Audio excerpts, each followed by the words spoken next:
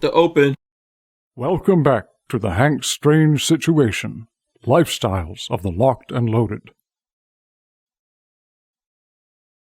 With Arms List, you can shop the extensive list of local and nationwide firearms classified, now with more confidence because of their built-in firewall. For only $6.99 a month for personal use, or $30 a month for business vendors. So when you're in the market, please consider Arms List. We wouldn't be able to keep the Who Moved My Freedom podcast going without the support of great companies like Arms List.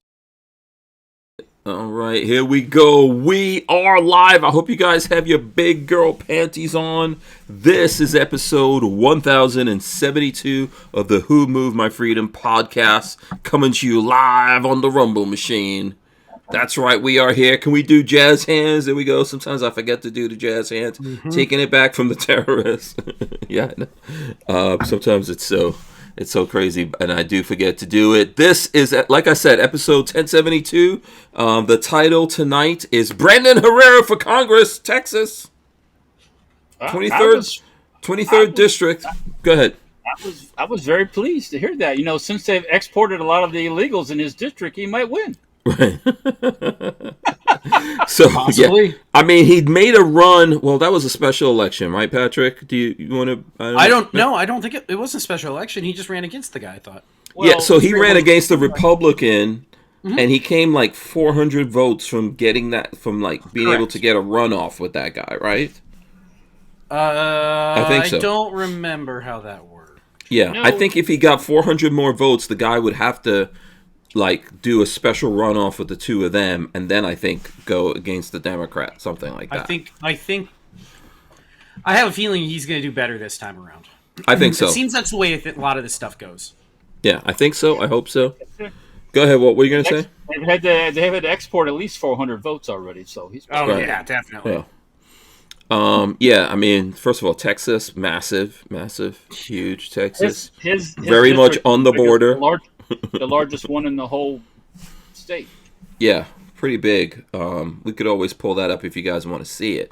But it's pretty big, very much on the border. I've been out there to that area. It's in that Uvalde area, right? I think so. I think it's in that area because they had that school shooting, unfortunately, there. Like, it's more than a year ago now. I want to say that might be district that they were in? I think it's that same exact district because that's why that Republican all of a sudden got soft. We can look it all up. I can't remember the guy's name right now. I think it's Mike Gonzalez. Tony Gonzalez, yeah.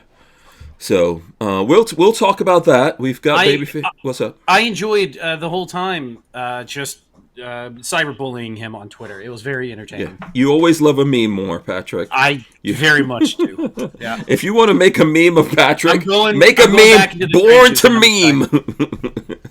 I'm excited to be back in the trenches.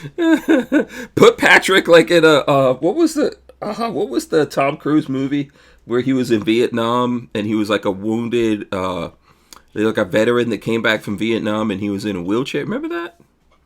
No one remembers that movie? Wasn't it Born in the... What the hell was that? Okay, now I'm going to have to look it up. But just put Patrick in a wheelchair, two little spindly nub legs dangling. Lieutenant Dan! Yeah. That was an easier one to run towards. Why did I think of that? Yeah. When I heard a wheelchair back in Vietnam, I thought Lieutenant Dan on the shrimp boat out in the hurricane. Yeah. Oh, poor Lieutenant Dan. Yeah. That's Patrick, man. Just beat up from the meme wars of 2024. Yeah. And coming back for more. So, I'm sure Patrick has some, he's got some stuff out there. When okay, like Peggy, my wife was saying, there was just an election that he was involved with. So when is the next congressional election? Isn't it coming up? Yes, 20. It's midterms. It'd be the midterms, I guess. Yeah, right? Midterms. Yeah, isn't that 26? I thought it was 26. Is that like every 4 years? Was that 4 years? I don't know how that works. I think that election's the 20. We can look specifically for that. Someone is saying born on 4th of July, which I'll look up here in a second. Let me first show our. This is our logo for the night. Check this out. Here we go. Boom. Logo for the night. No one's impressed. I like what are we supposed to be doing? Like doing backflips or something? It's What do you mean?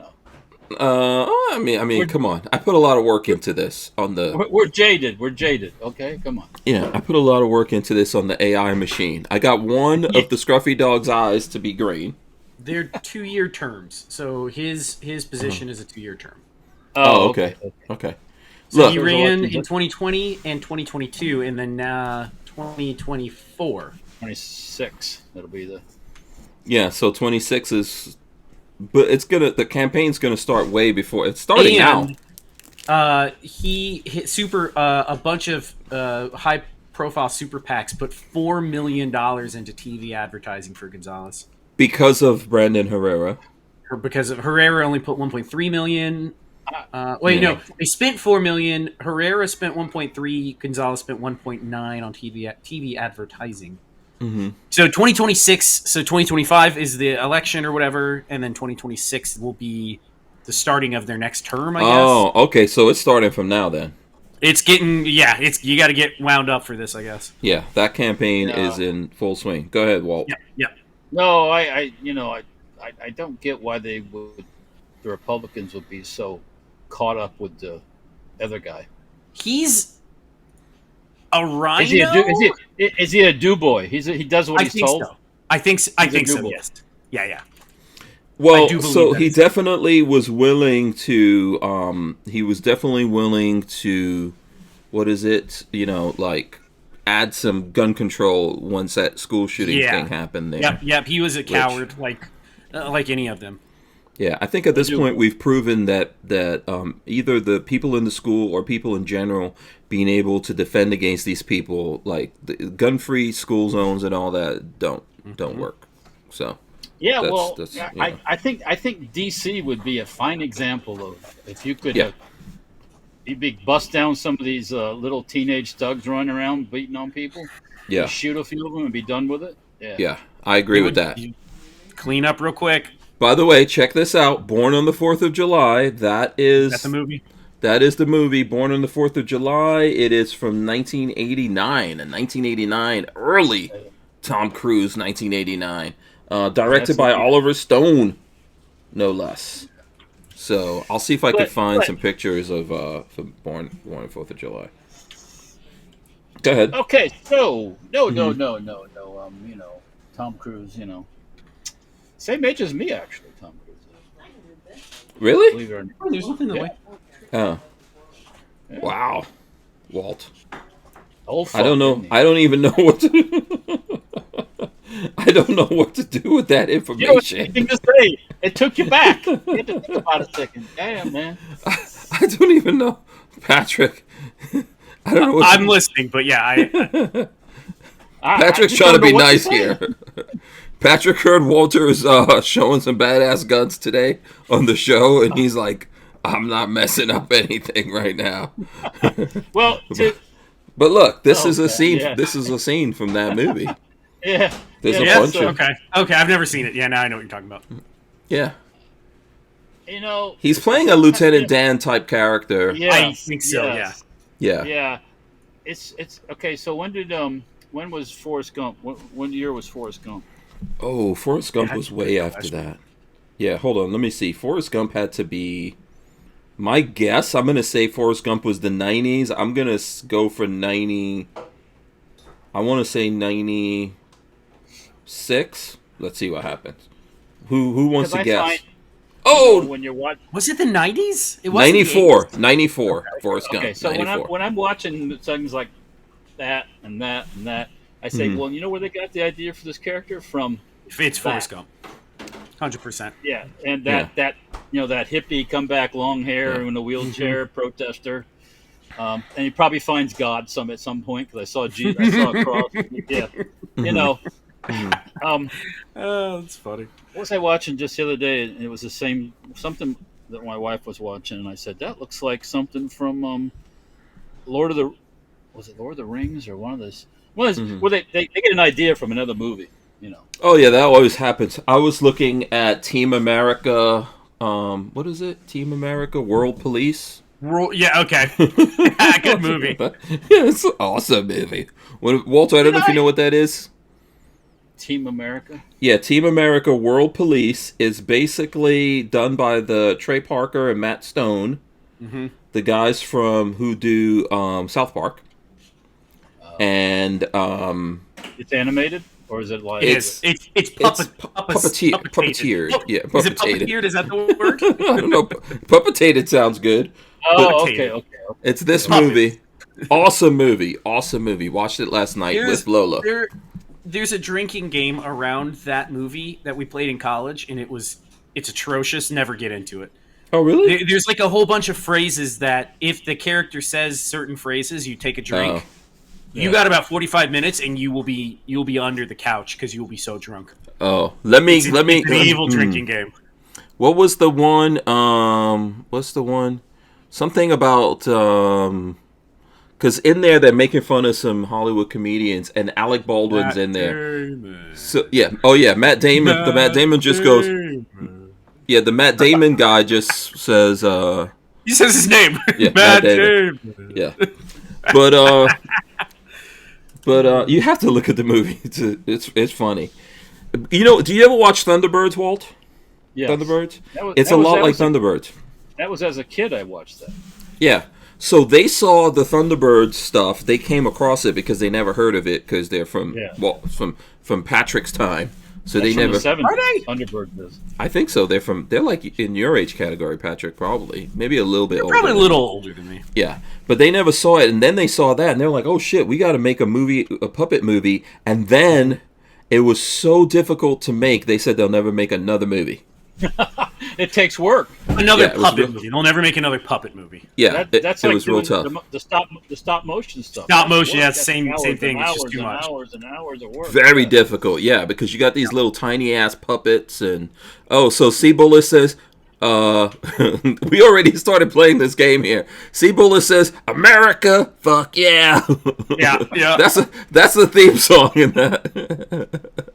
That's the theme song of that. America, fuck yeah. Walter's got to watch it. It's hard to explain that to somebody who hasn't seen it. So you know, after 9/11, you had all these songs. Like they play some of these types of songs at Trump rallies, and these guys came up with one called "America, fuck yeah." Oh, yeah. And then he also says "Durka Durka."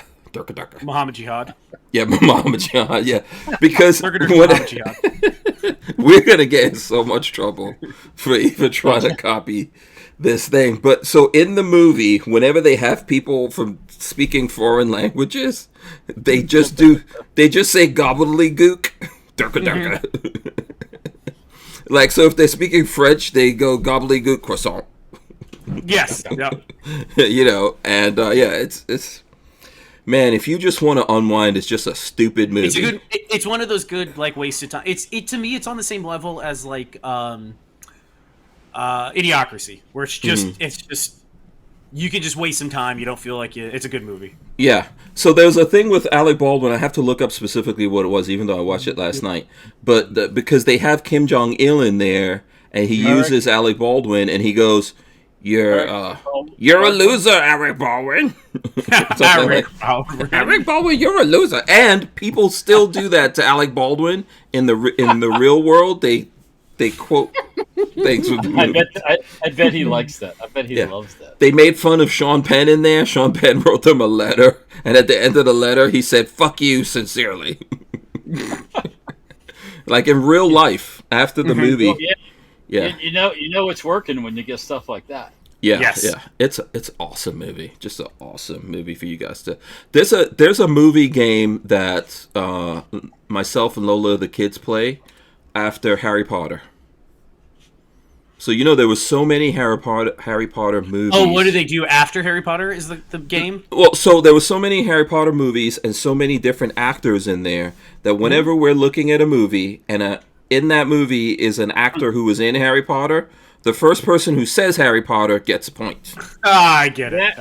That's the movie that I saw that they copied the idea, kind of the theme of one. Oh, were you looking at Wednesday?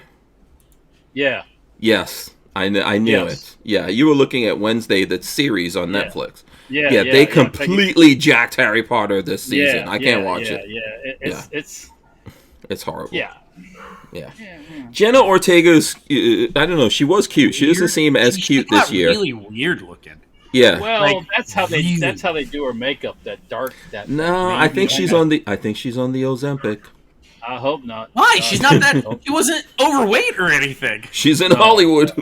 I guess. No, that. In Hollywood, you got to get on the Ozempic. I guess. Yeah. They look. They come from a camp. Yeah. You come into Hollywood. By the way, if you guys are out there, I'll give some shout outs. Smash the thumbs ups. We need and appreciate the thumbs ups. So smash that. Patrick. It's gonna be. Yeah. I'm. The other guy decided not to buy that one. Do you remember what you paid? What year did you get it? Okay, are we going to guns already? Hold on 1 second. That was this. I've had this probably close to 20 years now. Okay, so you didn't pay. Walter's showing off guns here.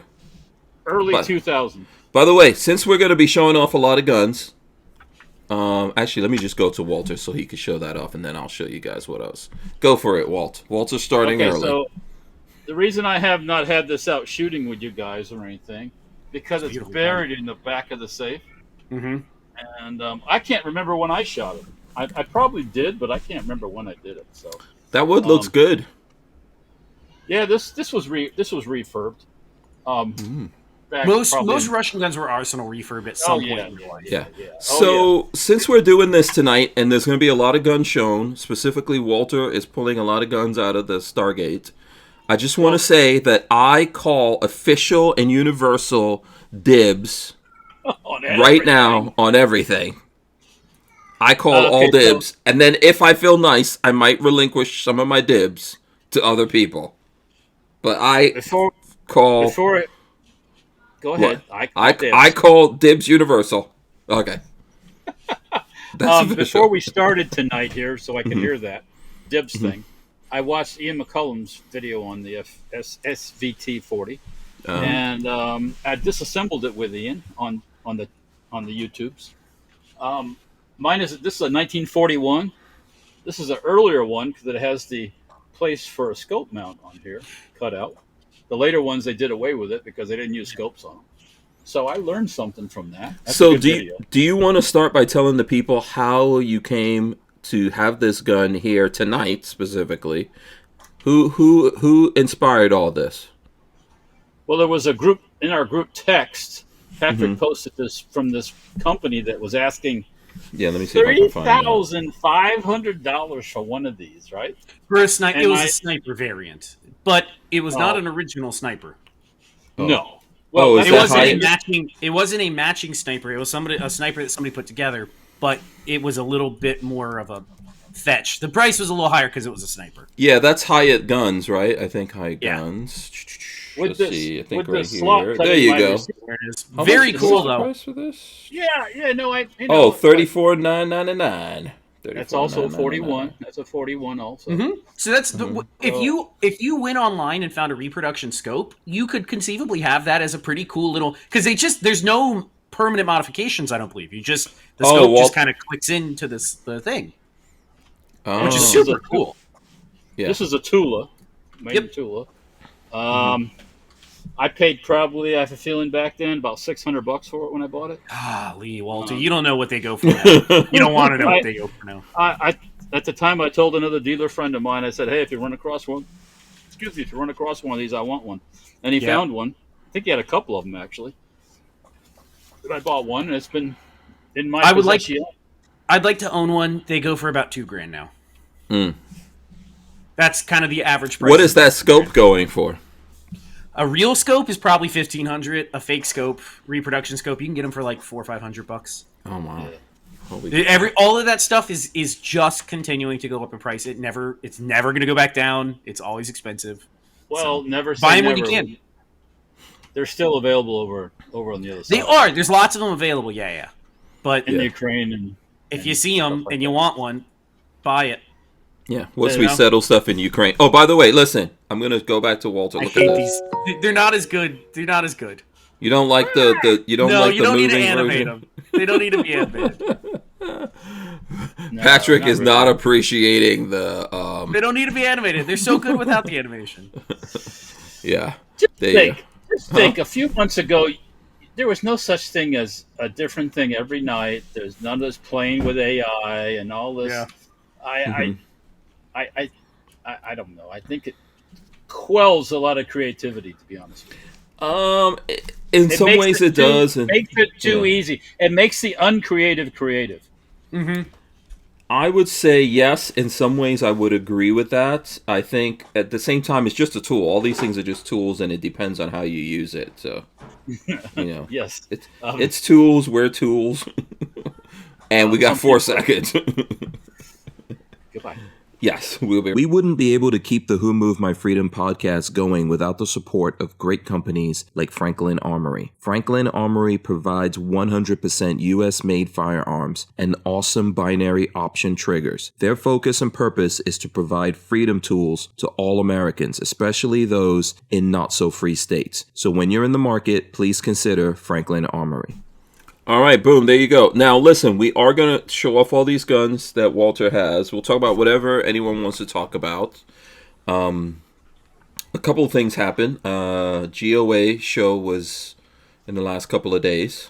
I think for some people Wednesday, but Thursday, Friday, Saturday, Sunday kind of a thing, right? Or maybe the media day was Thursday. Range day is Thursday. Shows open Friday, Saturday, Sunday. Boom, there you go. And then our friends at Definition Knives were all up there. So shout out to Dark and Flying Rich, who I'm guessing they're back home at this point.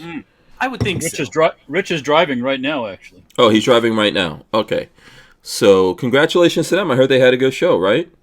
Well, yeah, he probably. I don't know. He did a thing with Crump when he was still driving. So that was a couple hours ago, I think. So. Oh, okay. All right. Yeah. Let's see. Maybe we'll hear from him. If not, we'll have them on here at some point. But it seems like they had a good show, and they had a bunch of people come by the show. So we saw some cool pictures. I think they had some success over there. Yeah, I think it was probably there was more vendors this year than there were last year. It seems so. Exhibitors, I should say. Yeah. Yeah. I didn't go. Walter said he wasn't going to go. I had a bunch of stuff going on. Next year is going to be the 50th anniversary, I guess, of GOA. So we should probably get a pretty cool big deal. So, yeah. Yeah, we should probably go. And hang out. And if nothing, just to work at the Definition Knives booth, which I didn't realize they were doing a whole booth and everything. They split it with Fat Tack, I think. They were in Fat Tack. Oh, that's why I saw one of the Joshes in some of their pictures. Okay, or did I see both? I think so. I don't know the details. But, yeah, I did see some of their pictures had at least one Josh in there from Black Diamond Guns. Hot Dog 990 said it was rocking in Knox. Okay, cool. Yeah, let us know if you're out there and you went. Let us know how it was. And what went on there? I heard there was some controversy, Patrick. I think you. Oh well, yeah. You want to talk about that? Hey, fire up your ass missiles. We need a couple ass missiles. Monaco was handing out cease and desist letters to anybody and everybody that had anything to do with producing or manufacturing super safeties, which I don't believe his patent covers. At all, not even close. Who's DeMonico? He is the guy that fought the ATF over the FRT triggers. Okay. Yeah. So he's claiming he's got the patent on that, and no one else can make it.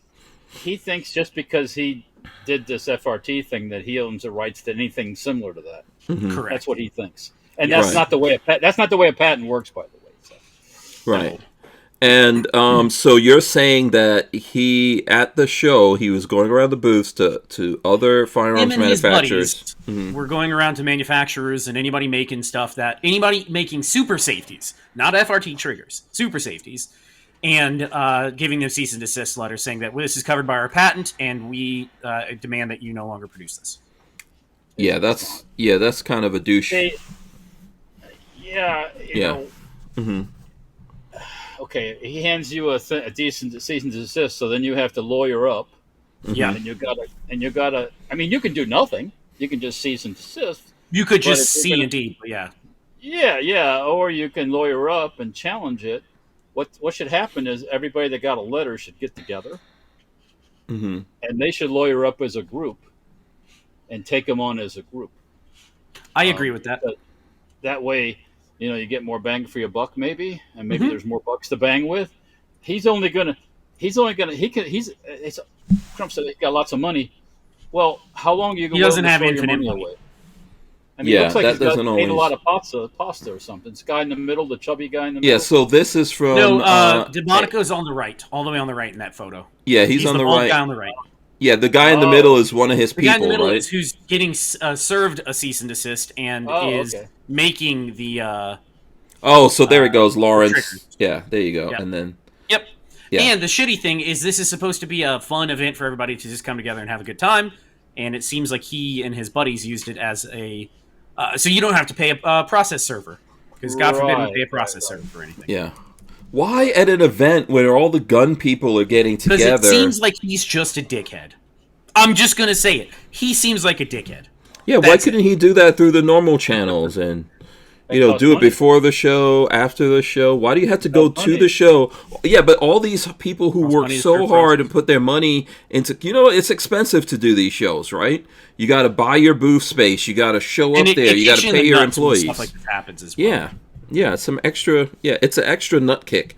It's a nut kick, and then you wait for the person to go, oh.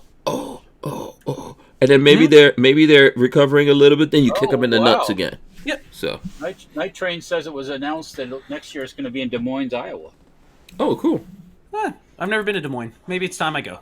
I never have either. I mean, I went to Knoxville last year, and that's a college town, I guess. Yeah, that's cool. Yeah, I've been through Des Moines. Yeah, so it's not going to be far from Brownells. Interesting. I mean, no, Des Moines. How close to what is it? I forgot. Montezuma. One of the Brownells things in Montezuma. The other one I always go to. I forgot where the part of Illinois is. Next to the interstate. Iowa. Yeah, it's right off I-80, I think. Yeah. Okay, cool. Yeah. It's gonna be interesting to see what happens with that. Because as it costs money to defend yourself, it also costs money. He has to spend money to do it also. So to defend his litigation. Right. And then, I mean, I don't believe my patent attorney would probably tell him you're pissing up a pole, but he may make things worse for himself. It may backfire on him, right? I'm hoping that he does make things worse for himself because there's some speculation around the internet, and people have found a patent that existed that was created in 1936 about an FRT for a 1911. Really? And at the time, the guy considered it a machine gun because there was no definition for a machine gun. The 1934 NFA had just passed, and when he put in his paperwork, the definition for a machine gun didn't exist. So he called it a machine gun, but it's basically a force reset trigger for a 1911. You can't patent something that already exists. Patents have to be novel. So there's an argument that his patent is invalid because it's not a novel creation.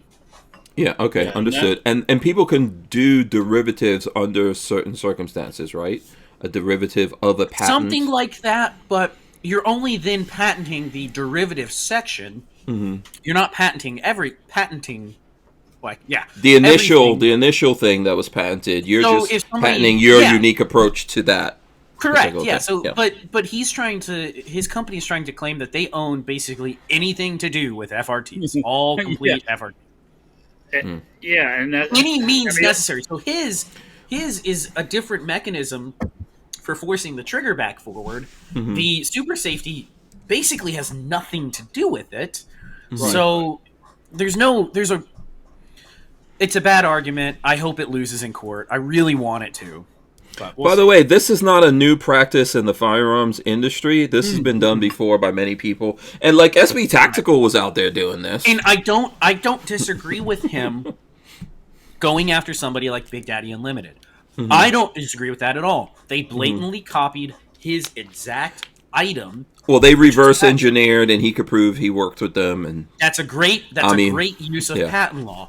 This was exactly our thing. You can't create that. That's a good use of going after somebody.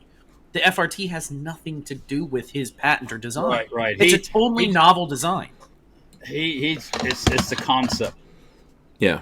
It's the idea. But like I said, there are people that this is their business practice of how they lock down their business. I think patent trolls or whatever, where that's all they do is just litigious patent trolls. Yeah, I mean, we saw it. I know SP Tactical did it, and some other people just do it as a practice. So, for example, you have something that maybe you did go out there and you fought for it and got this thing to be whatever it is, and then anyone else that comes in and starts doing something like that, but that not exactly your thing, you start beating them up in court so that you dominate that particular business. Yep. But that's bad because in general, it takes all these other folks out of the business who aren't trying to rip you off. They're just following the. Well, the thing is, when somebody reinvents the wheel better, and it's cheaper, and it's not even a little bit. Those FRT packs group things, most guys are selling them between $100 and $120, and they work better. That's when you start having trouble. Well, my things work better than yours, and yours is $500-$600 or whatever. $550. Yes, it does work. Technically, it works okay, but this other one is better. So why don't we just attack you because we have money and you don't? Yeah. That's what I think. If it's uniquely a thing that you did, the process of you doing it, but listen, even in the trigger game, if we talk about the trigger game, it's happened. Companies have gone after each other. There are so many things that I don't know. I do kind of like the Elon Musk approach to this, where patents are for the weak. If somebody can come along and do it better, then they do it better. I think if someone straight up rips, don't have $10 million invested in a company that I want to protect. So right? If someone straight up rips you, that's not cool. Right? If they straight up rip you, that's not cool. Well, that's what the patent's for. Yeah, but then that's what's going on there. If you're reinventing something, creating something, I spit on my mic. Creating something totally new, like the super safety. Yeah. That doesn't even have the same mechanism of action. No, it's totally different. Nothing. The two aren't similar at all. So it's not even a trigger. That's the crazy thing. Is what he's selling is just a safety. It's not even a trigger pack. This is ironically apropos for. Who's down here? Are you trying to outdo me?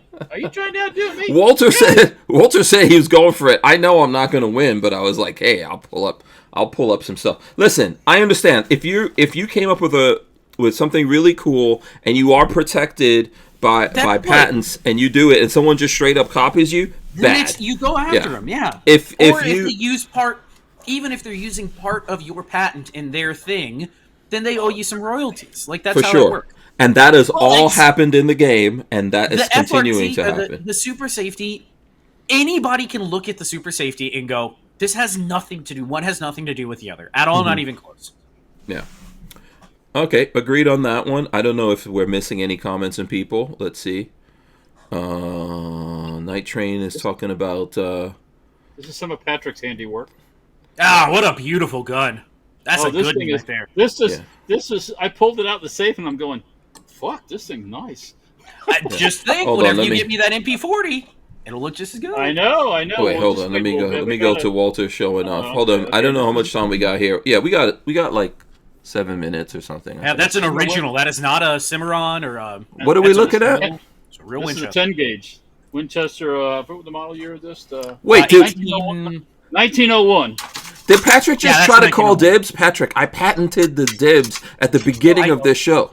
Do you hear things that don't exist? Are you having a stroke? Because I never said the word dibs. Oh, okay, good. Good for you. Don't make me call my attorney. Don't make me serve you right now. The dib patent that you have? Did you see my comment in the chat about dibs? Hold on. Where's your comment about dibs? Let me find. Oh, by the way, Shooting Gallery says no. I have dibs on SVT. Laugh out loud. What? I said I was going to have a dibs auction. Oh, dibs auction. I'm looking for that. I'm trying to see. You said that. Oh yeah. Who gets the dibs? Yeah, Walt says I'm going to have a dibs auction. There you go. The highest bidder gets dibs. Yeah. So Hot Dog 990 says DK Knives. Yeah, he says, Hot Dog 990 says, DK Knives share with Fatak. Right across from them was High Point. Oh, cool. So they saw David, probably. Dave. Yeah. I saw a picture on the internet with them and Dave, yeah. Yeah. That's really cool. Yeah. Yeah. I think, that's... Yeah. There's a different vibe at Goals, you know. Yeah. Hope- You went hopefully last year, right? Yeah, I went the first year. Yep. Okay. Yeah, I need to get there. I was planning on doing it, but a bunch of stuff came up.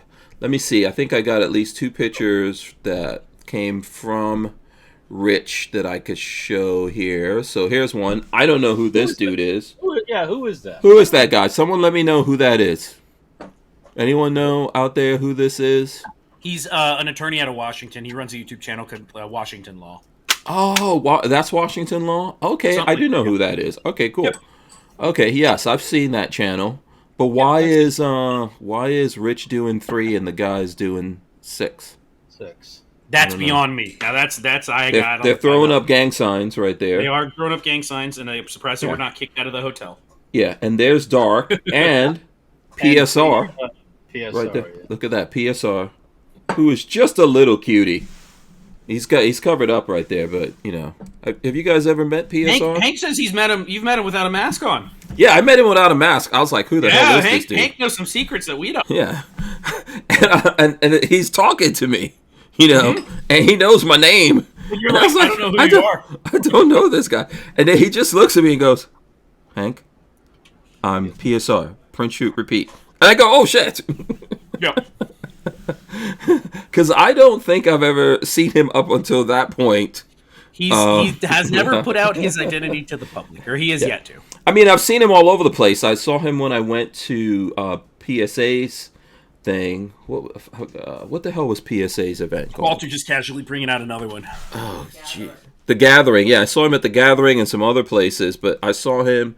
Hold on, let's go to That's Walt. a G3 that's just sitting up over there, nice and pretty. Boom, there you go. This is my hybrid G3 HK. Yeah. That I built from a receiver about 20 years ago, actually. It's been that long, so I'm not. Yeah, that was my first one. Yeah, and when I worked for somebody else. But anyways, yes, I know it's had plastic stocks on it. It's had wood. I really like the wood though. The wood really is kind of vintage. That looks cool. I broke down, Walt, and I did pick up one of the FMK kits because there's no way they're going to ever be cheaper than that. When you say that, they're actually cheaper now with the barrels than when they first hit the market about a year ago.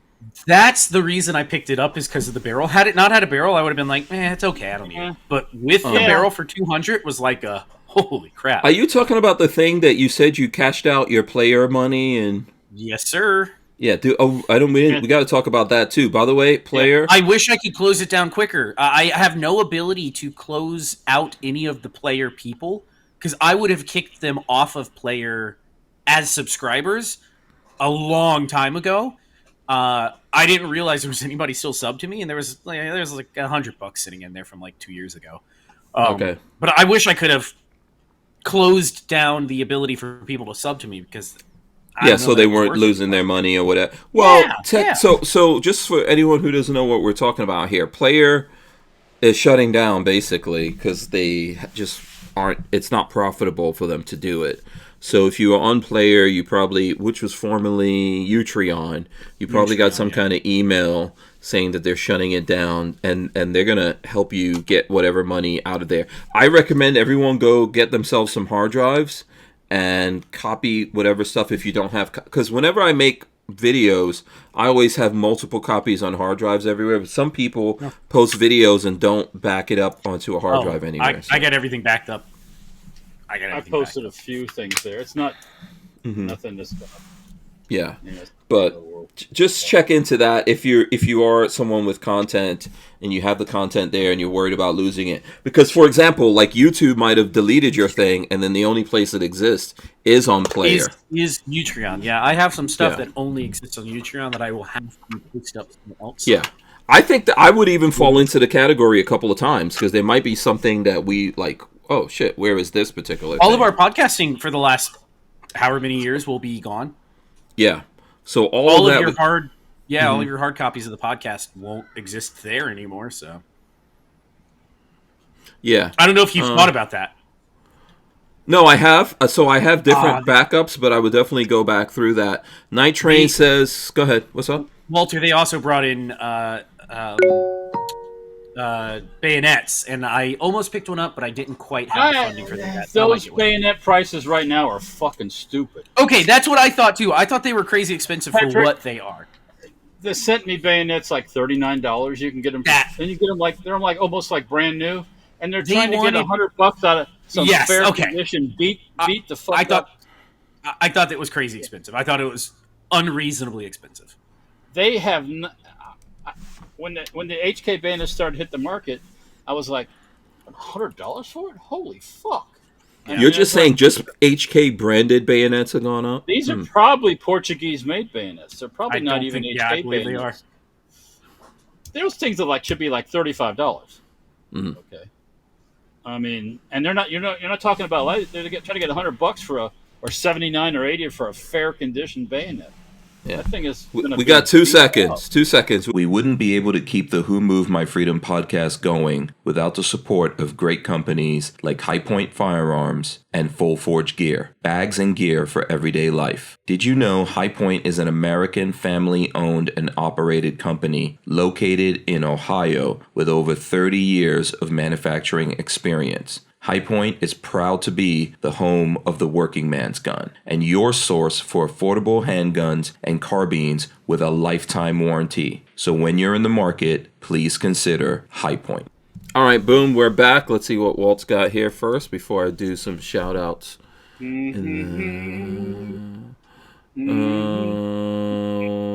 is this? RPD. RPD.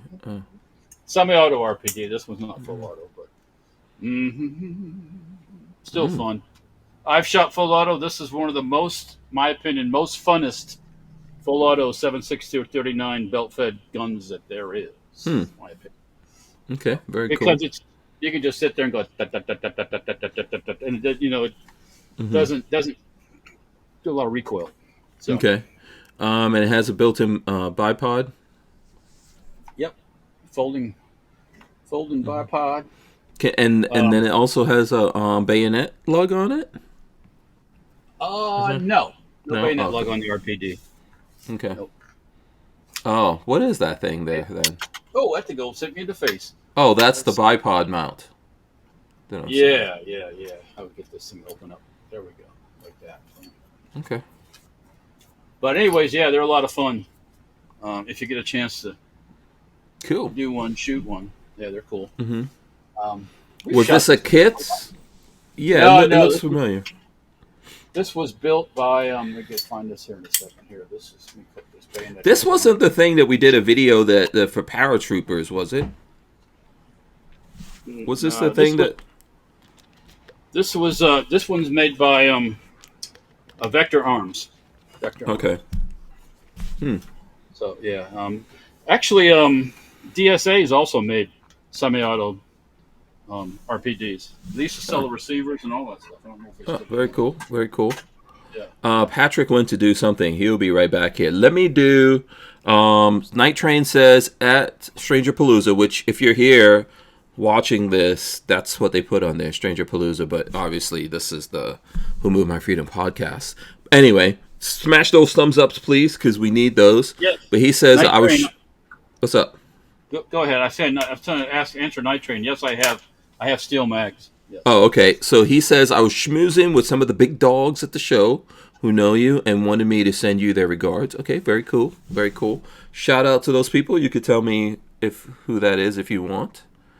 And then he was asking about the steel mags. So there you go. Yeah, and that's actually Night Train. I have kind of a rare bird. I have sent me 30-round steel mag, which is kind of something you don't see all the time. Yeah. Oh, okay, cool.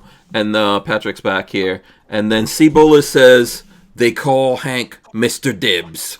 Mr. Dibs. Mr. Dibs. You can call me Fat Trick because I got a big ass piece of cake tonight. Oh. There you go. Very nice. That looks good. Can I tell you? Can I tell you about an observation I had the other day? Oh, absolutely. And speaking of fat, it goes to that whole thing. Okay. I was on the internet looking at something, and somebody commented. You remember that TV show Soul Train? Yes. Used to be on. Mm-hmm. Okay, with Black dancing, band, Mostly. music, all that stuff. Yeah, mostly. There was a This few. guy- There was there was a little bit of vanilla sprinkled around in every now and then in every show. But okay. Yeah. So a guy commented, "Man, I would know what this guy's on," and it showed this one guy just rocking out, Pop locking, yeah. real skinny dude, just getting it, Mm-hmm. But I observed something in that. Mm-hmm. I looked at the whole crowd, and there weren't no big fat ass chicks bouncing around there. Because what years was Soul Train? Every one of those girls there was a lean, mean fucking machine. That kind of thing. But what years was Soul Train? 70s. Yes. And people. So what's happened? Tell me what's happened. So Soul Train. What's happened is now we don't have anything to do. Back in the days, people were working. There was New York City. A lot of people were walking around. When I lived in New York City, I was bony. Even though I drove everywhere, I had to park my car somewhere and do a lot of walking. I walked up and down stairs and did all that kind of stuff. So people were just more active back then. And dancing, like Lola loves to dance, dancing is a good exercise. It's a good workout. There wasn't we a just single don't do big girl in that whole thing. We don't do it anymore. It's that, and I think also it's the difference of the hormones and stuff like that that's getting pumped. I think it's our food. It's the diet. It's the diet. Yeah. But back then, people were skinny because my parents would. I don't ever remember my parents being bored. I don't remember my father coming from the second job or my mom after working for some old Jewish lady somewhere, in the old folks home. Lady. Yeah, I don't ever remember her go, "Oh, I am so bored. I don't know what to do." So yeah, people used to have fun. A bag of Doritos. But you used to have fun. You used to be outside, play sports and dance. Yeah. The biggest thing for me when I started my own business and I got away from sitting behind a computer all day, I'm literally down 40 pounds. I lost 40 pounds over the last 2 years. You are also, sir, on the baby diet. And you have I still feel like I eat enough. I carry him around though. Yeah, but that little so-and-so you have, he's very active. Yeah. So it's chasing him around too. Yeah, he'll keep you skinny for a little bit. My point is being active has been more important than even just really eating as much. Just being super active is fantastic. When you're active, you don't even notice you're hungry. No, you don't. That's what's funny. I don't at all. You get hungry when you're just sitting down at home. Yep. Chilling. That's it. Sitting behind a computer, being bored, and thinking of I don't want to be here working. Yeah. That's when you start going, I might as well go get some chips. I'll go get something to drink. I'll go do it. And that's where it's at. Yeah, we just need to be more active. People don't even have sex as much as they used to. I mean, you're saying that the generation below me is almost completely sexless. We need to bring back the sex. I'm not kidding. God's natural exercise. That's right. I think another problem is a three-letter word called EBT. Oh, okay. Well, they're working on that right now. Oh, yeah. What the hell does EBT stand for? What does it stand for? It's electronic bank transfer. Oh, okay. Okay, yeah. So you don't have to go. How dare you? You don't have to go down and pick up your check. You just get it transferred, and then you go buy full of candy and steak and Doritos, and you sit on your. No more. No more. Let's get cut. Yeah, Trump is calling out the National Guard on EBT. It ain't Washington D.C. It's EBT D.C. Listen, you know what? I understand there are people who need help, but some people, that's become institutionalized and people are staying on it. Yeah. Not for the whole lives. It's there for you to survive. It is not there for you to be eating chips and cookies and candies. My 5 children can't get no Doritos no more. You need to be going and buying bags of dried beans and rice and some meat and making dinner at home. You don't need to be eating. People, most of those people can't even cook the freaking. They can't. They have no ability to. So I remember my younger days in New York. I'm not going to tell you guys what I was getting up to, but people used to sell their. I think before they had cards, they would sell the coupons the actual coupons. Yeah, they would. Yeah. Yeah. Now, so you give them $5 and you get $100 worth of stuff, and you could go. Or you go into the store, you give them the more expensive one, and you get a little less. Yep. They would trade that, and people still do. Yeah. I'm all for helping people who are in need of the help, and I think I've told you guys before, my mom would go wait for the government cheese, and the milk and stuff like that. And sometimes that got us through. I'm not mad about it, but we were never on anything institutional like that. She would go down there, and there were people who were too embarrassed to go do that. My mom would go there, get that stuff, and even give it to other people who she knew like needed it and stuff. But it just makes me mad. We never had anything like that. We don't make huge money, but I cook every night of the week, most nights of the week. But if you could go down somewhere and they were handing out some government cheese, you get some. If I want some fucking pizza, fuck you. I'm gonna buy pizza because it's my money and I earned it, and I'm gonna have a fucking pizza. Well, yeah. That's supposed to be. Well, anyways. You know what? Back in the days, so back in the 80s when we first came to America, pizza was an occasion. It is. Like, that was like every. I think was it Friday? Like I think my dad was getting paid every Friday. Yeah, he got his check and he was like, "Okay, I get pizza." No one has to cook. We were like, oh, we got pizza. Going to McDonald's, big deal.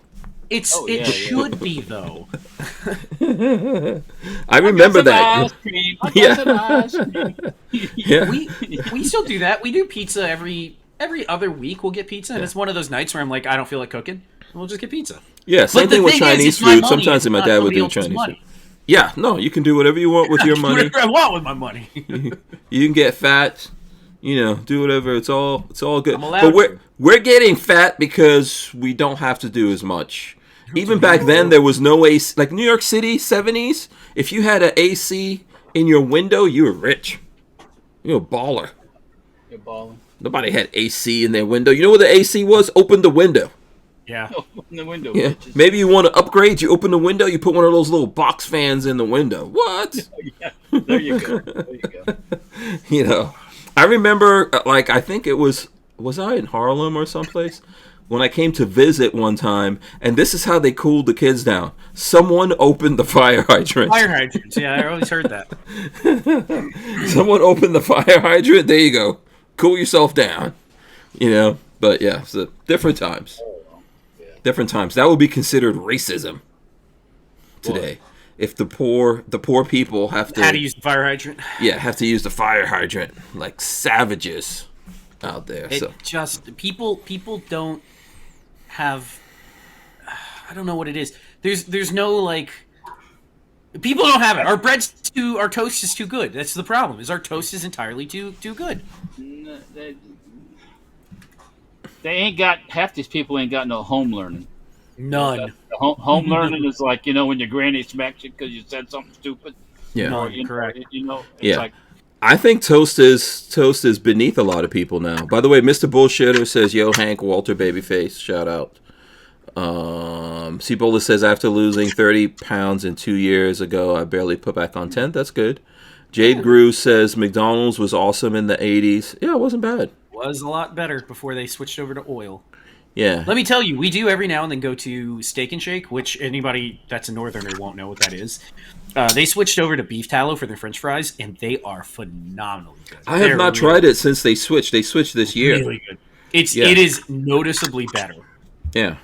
I gotta try. Get that, see what that beef tallow tastes like. It's very good. It actually, honestly, it has a different flavor. Like, the fries taste meaty. They're really, really good. Okay. Let's see. Night Train says, I always wonder if the government cut off the EBT program, how much unrest would occur. Not much. People would need to go to work and get stuff done. There'll be a little higher theft rate. Probably.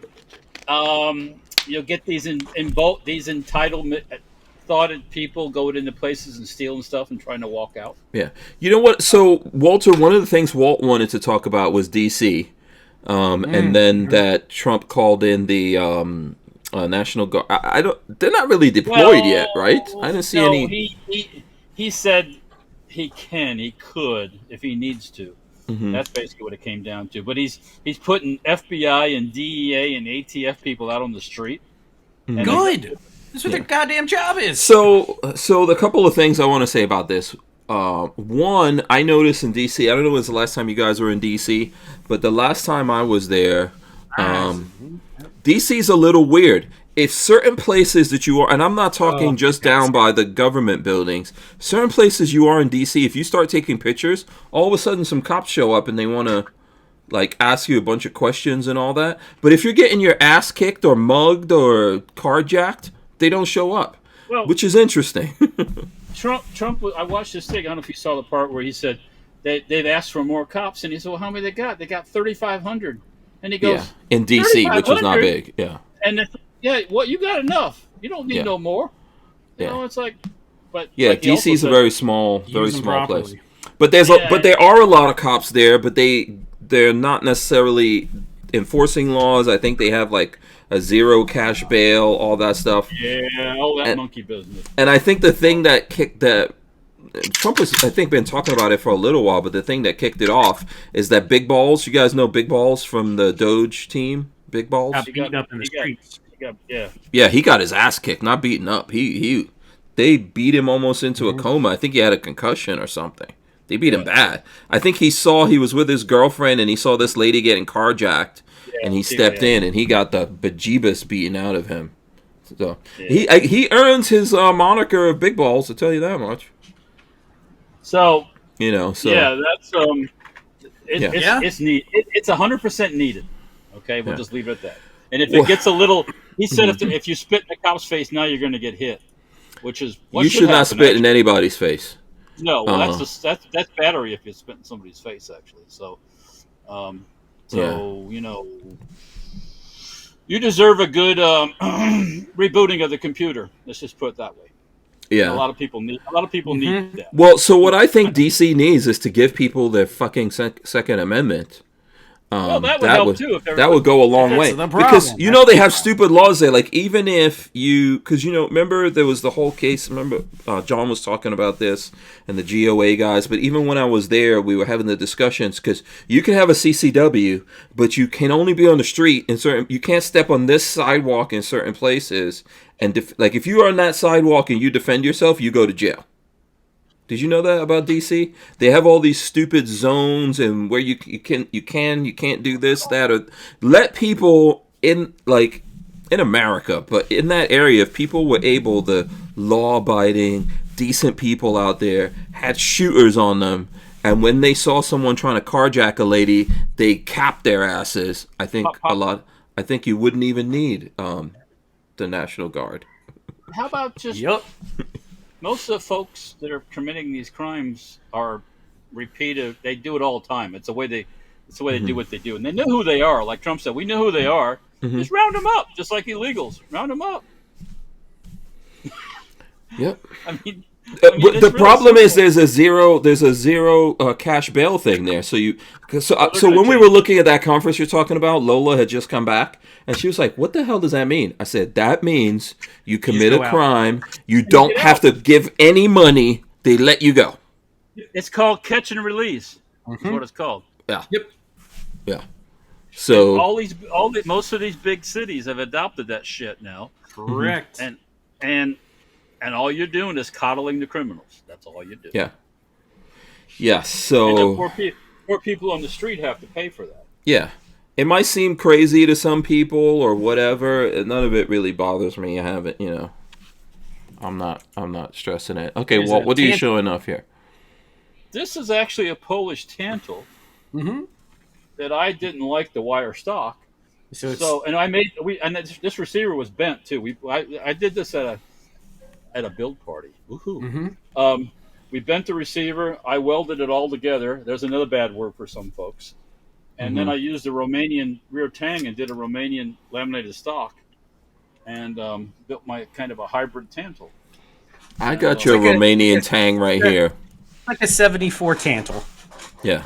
Yeah, exactly. That's what I have. We built the tantal I have downstairs was built basically like a 74.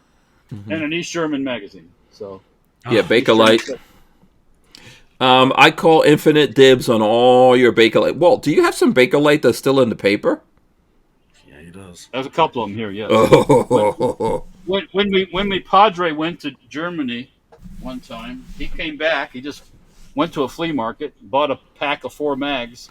Your dad went to a flea market in Germany? Yeah. When was this? A long time ago? Back early 2000s, I think. Oh, not that long. And he went to a flea market, bought a pack of 4 mags in the in the East German raindrop thing, all sealed up, had the cleaning kit, everything. Cheap. And he just threw it on the plane and brought it back. Nice. Amazing. He didn't care. So, oh boy, so nice. But, So anyways, nice. yes, I have another Tanto kit here. Actually, I have 2 Tanto kits here, and I was thinking about building one with a wire stock, just with the original. This has AK fire control in it. Yeah, the Tantos have a weird safety 3-round mechanism. burst. Yeah. I don't necessarily need a machine gun, but I just wanted to build it with the original wire stock. Okay. We'll see what happens. By the way, C. Bullis is saying it's like he was talking about the weight loss. He says actually not good. I lost the weight after my neck surgery. I got sick after that, so he needs to put weight back on. I'll tell you, you guys probably have some surefire ways of putting on weight. I have a couple. Here's one. My number one you go to. You want to put on weight? If you go to the supermarkets, there's this ice cream that comes in a little container like that called Talenti. Yeah, that stuff's good. Yeah, you just eat one of those every day. You'll be so fat. I literally had to cut myself off of that. It depends on what you do during the day too. If you don't do anything, then anything physical. Right. Yeah, I was killing a whole one of those things every day. I thought, it's in a little container, so I guess you could. When I was younger, I could, get the box of ice cream. How much is that? Like the little box. You had a quart. Yeah, I would get that and eat that on my lunch break. And that's real healthy. I stayed skinny. We wouldn't be able to keep the Who Moved My Freedom podcast going without the support of manufacturers like Safety Harbor Firearms. SHF is a quintessential family-owned small business, totally representative of the American dream. Safety Harbor Firearms is a Florida-based manufacturer of the compact entry stock and the SHTF 50 upper for an AR-15 lower. Also, SHF happily delivers on your Sten gun parts needs. So don't forget to check out stenparts.com and safetyharborfirearms.com. All right, yeah. So back then when I was eating that, by the way, I was skinny. I never got over 180 pounds. I was ripped. I looked like a tall black Bruce Lee, basically. Your metabolism was different then. Yeah. Plus, I was working. all the time. I had a job where I worked all night, and I had a buffing machine. Yeah. You just say it. You were. It depends on your manual labor. Yeah. If you're doing manual, you could eat like that. If you're not gonna do any manual, then. Yeah. No, you can't be 50. You can't be. What am I 54 years old? Totally spoiled. Circle 21, whatever that is. Yeah. Bulgarian. Yeah, those are good mags. Yeah. C-Bullet says, I eat a crap ton of junk food and still not putting on weight. Good for you. One of the rarer East German camo patterns, the earlier style camo patterns. I'm trying to get some a jacket and pants of this stuff, but when people have it, they usually want too much money for it. So. Yeah. I don't know if C. Bullis has a significant other. That'll fatten you up. A good woman will get you, put some fat on you. Put some fat on your bones. By the way, it's healthy. I don't want to be bony. Do you guys want to be bony, like Ozempic bony? Not me. I've never been bony. I've been grown bony. Yeah. So, Walter is going through these freaking guns. I told you I had to get a shitload of guns out to get to that top rail. This is my Type 56. Oh, my Lord. Okay, hold on one second. I was going to go to Brandon Herrera, but let's go to Walter. Let's keep showing the gun. No, go. Okay, yeah, so this is my Type 50. Okay, we go back in time a little bit. Why did he bother telling us to bring guns, Patrick? Because I thought...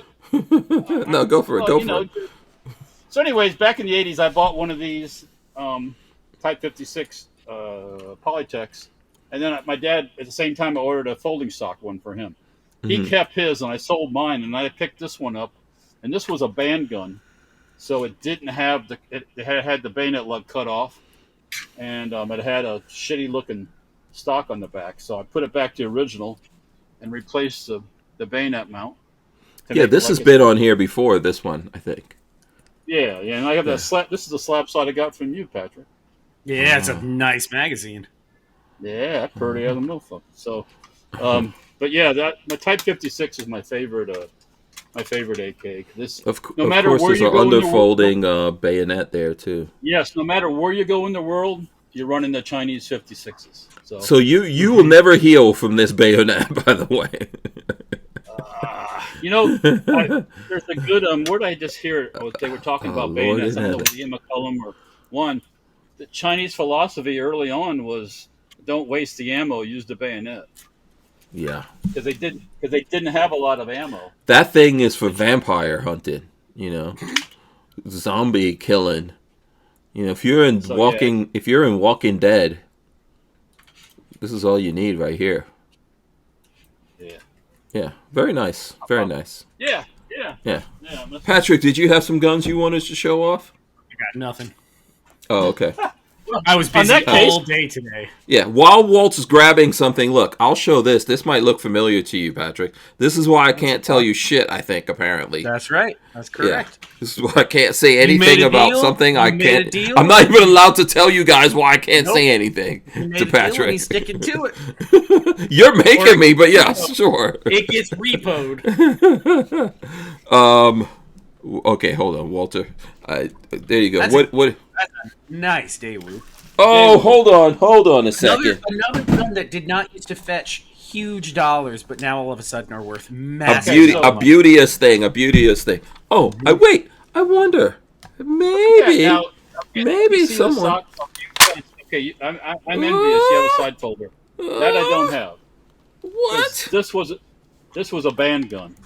Mm-hmm. So it has the solid muzzle brake, which is silver soldered on, and then I bought the adapter back here to put a stock on it. It still looks good. Do you remember how much you paid for this, Walt? I don't know. I know it's probably $500-600. $500-600. Okay. I paid about $300 something. You stole that for this. That's a pre-band gun. So. Look at that awesomeness. Oh, pretty as a motherfucker. I tell you what. So this is back. I call first dibs. This is back on the channel. I bought this through Yak Yaz. Anyone remember my friend Yak Yaz? Yeah. He used to run the gun store at not Lawful Defense. Lawful Defense has always been my friend Glenn. Yeah, Shoot GTR. He used to run it back in the day. Yak Yaz, he was in the cavalry. And he was like, what do they say? In the shit or whatever, as you say. I think he was like what was that thing he had, like a saw? That was his job. He was running around, jumping on and off tanks in cavalry with a saw. So anyway, he saw this and he was like, Hank, some guy sold us this thing. And I know you like weird shit, so here you go. Just pay me whatever I gave the guy, and it was like 300 and something bucks. And I did this. Then I saw the guy, like maybe a year or something later, and the guy's trying to tell me that I have his gun. I was like, I don't think so. I have my gun. I love this gun. So nice. So nice. No, you did awesome well on that one. Yeah, love that gun. Let's see what Walt. Hold on. So how many of these things do you have, Walt? No, this is not a Daewoo. This is a Galil. That's a Galil. Yeah. That's a nice Galil. So this was a parts kit, and then I had a receiver I had purchased from Century Arms, and I had InRange C2, who's an 02 also. I had him build it for me, and I left it in like a battlefield pickup kind of condition where all the parts look like it were used, and the receiver had no finish on it. That's the way it came from Century Arms, so it fits right in perfect, in my opinion. So, but yeah, these are side folders. So, I have an affection for the Galil also. So, I think. Pat. I thought Patrick built a Galil or two before, right? Yeah, but Galil or two. I've probably built 15. He's probably built 15. You had the Galil from hell to begin with, though. Yeah, my first Galil was a total nightmare because the receiver was warped from the factory. Yeah, totally screwed. But no, for customers, I've probably built 15 Galils of all different varieties for all customers so far. I like building Galils. They're a lot simpler than AKs. I also have a Century Arms Galil. They call it a Galoni or Galio. Something like that, yeah. And I went out and found a proper wooden stock for it. And I tell you what, once you put the wooden stock on it, it's even more better to shoot. All right, I'll be back. Okay. Not dealing with this golden stock thing, but. Yeah, I think Patrick went to get guns now. We've finally motivated him. Yeah, so hold on. Cibola says, so Hank was Black Lee. Yeah.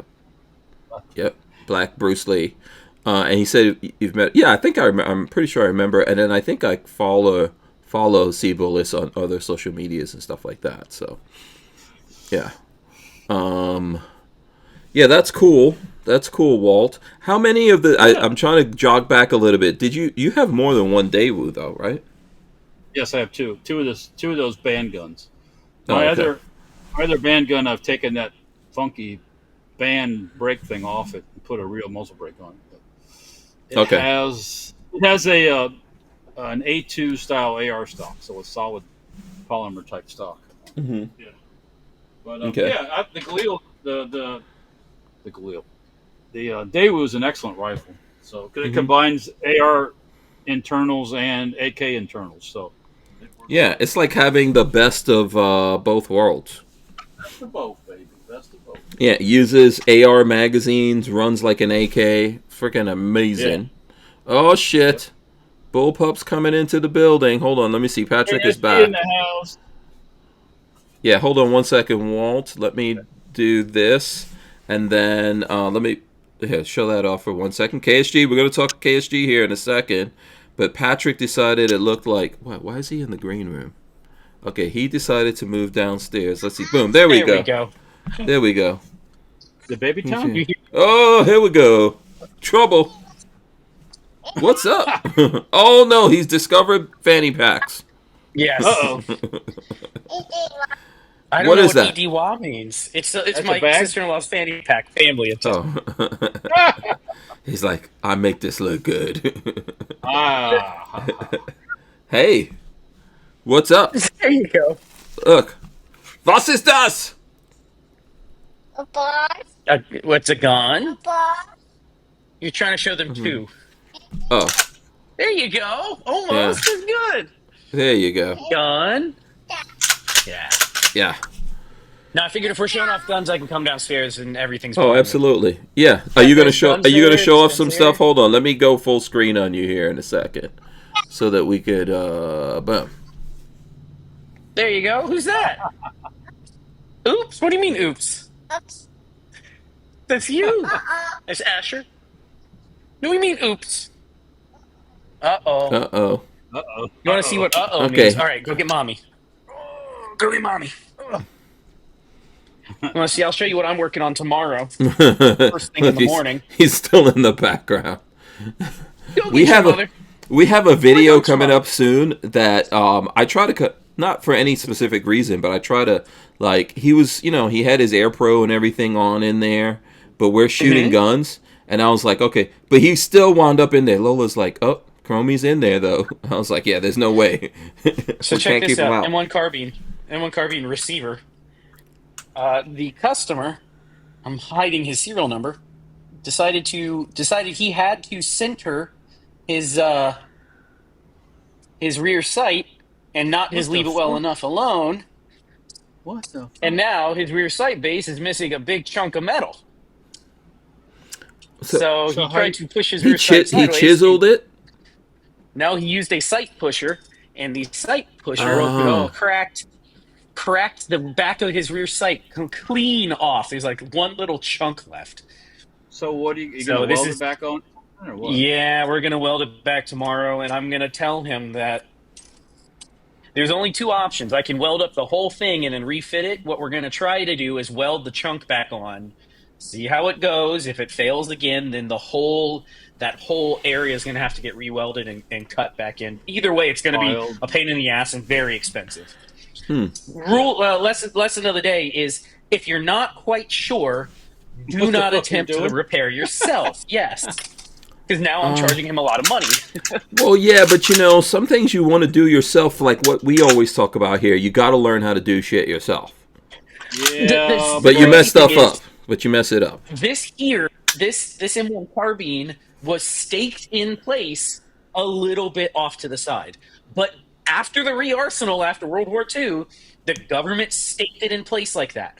Just leave it alone. Just leave it alone. But no, so now I'm re-welding it for him.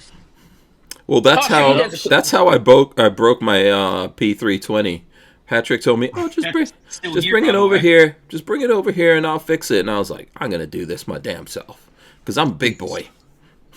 And it's broken. And I still haven't ordered big parts. broken I keep boy. forgetting about it. He's getting something out of the safe. Guys are really Yeah. cool. Okay. Walt, while you're doing that, Walt, let's see. Let's go for Walt. Walt has a KSG that. Hold on. Wait. Boom. Hold on. Oh, Patrick's back. Oh, he's back. There we go. Okay. Let's show this off. KSG. What's the story ASG, with this? Kel-Tec. This was when I bought it at auction. It was a good. I was watching one auction and the price was good, and I said I couldn't help myself, and I bid on it. Boom, I got it. Nice. So, I have Did two you ever KSGs. shoot this?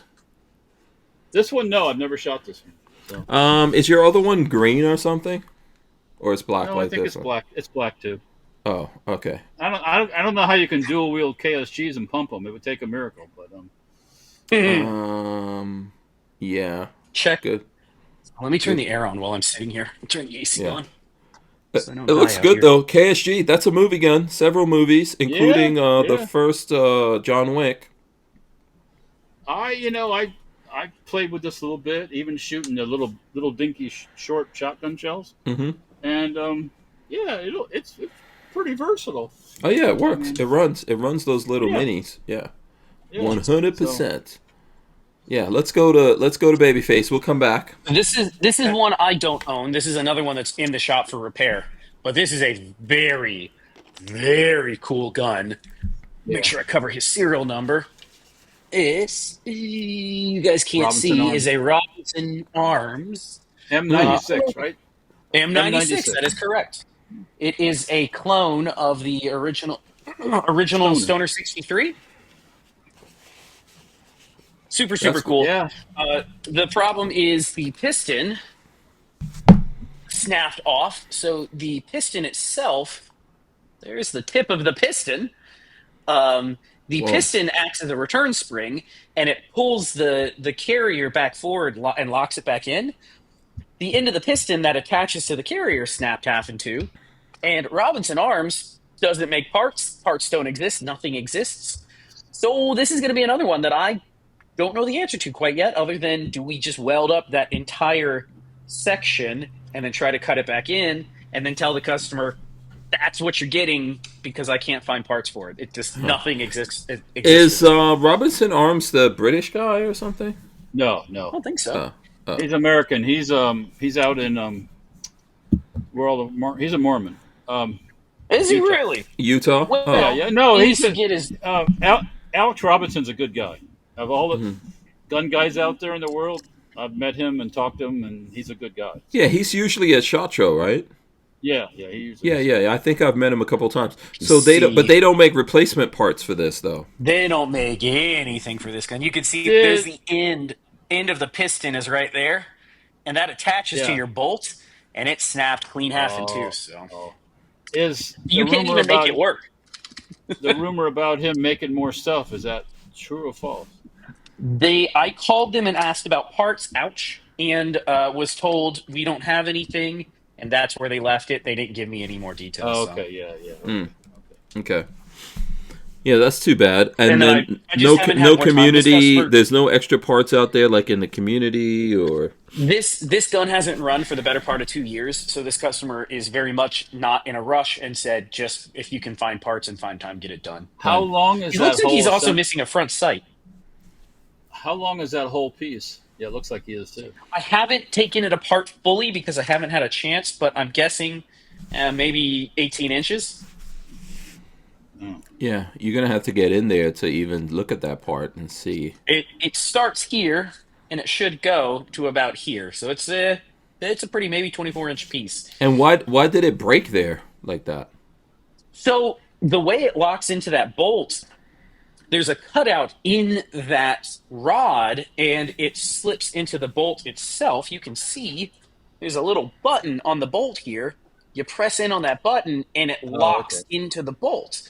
Well, right at that section where that cutout is, that locks into the bolt, It failed. of course. Yeah, that's the point of failure least point. resistance. Yeah. That's exactly it.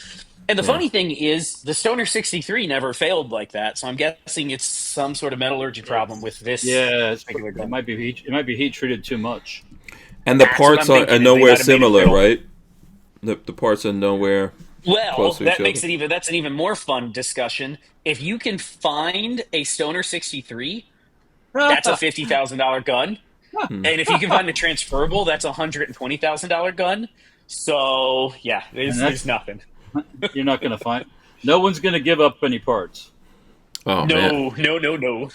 Not, And this without here, not- currently, this is like a $6,000 paperweight. These are very expensive rifles. Yeah, I can imagine. Wow. Night Train says Eventually, Babyface needs to I'm gonna- organize his garage better. There you go. No, it's perfectly organized, actually. I know exactly where everything's at. That's the garage / workshop / daycare center. Everything all in playpen. one. Yeah. Yeah. Let's see what else we got back here. We got like I got 40 another one. seconds. Oh, okay. Walter looks like he's gonna pull the. This one here is going back to World War II. And we'll come back to it again. Arasaka. I don't own an Arasaka. I need one. I think I have 3 of them actually. And this one actually has the chrysanthemum still on it too. I don't know if you can see that up there. Right. a little bit. I'll get my fingers out of the way. Yeah. There, yeah. So, Cool. anyways, I have ammo to shoot them too. We haven't done it yet. 2 seconds. We'll be right back. The Who Moved My Freedom podcast is made possible by our partners at 2A Commerce. Veteran owned and with over 20 years experience, 2A Commerce is the leader in custom e-commerce and web application development in the shooting sports industry. Clients include major brands such as Guard Dog Body Armor, Sylvan Arms, AccuFire Technologies, The Tactical Games, Warrior Knife Company, and yours truly, Hank Strange. Visit 2A Commerce and support this show by supporting them. Once again, visit the number 2acommerce.com. All right, boom, we are back. Oh, Sookie. So, Stench gun. Stench yeah, gun. there we go. This thing runs perfectly. This is a stinparts.com parts kit is what this one is. And it runs like a hot damn. Walter shot it. It runs great.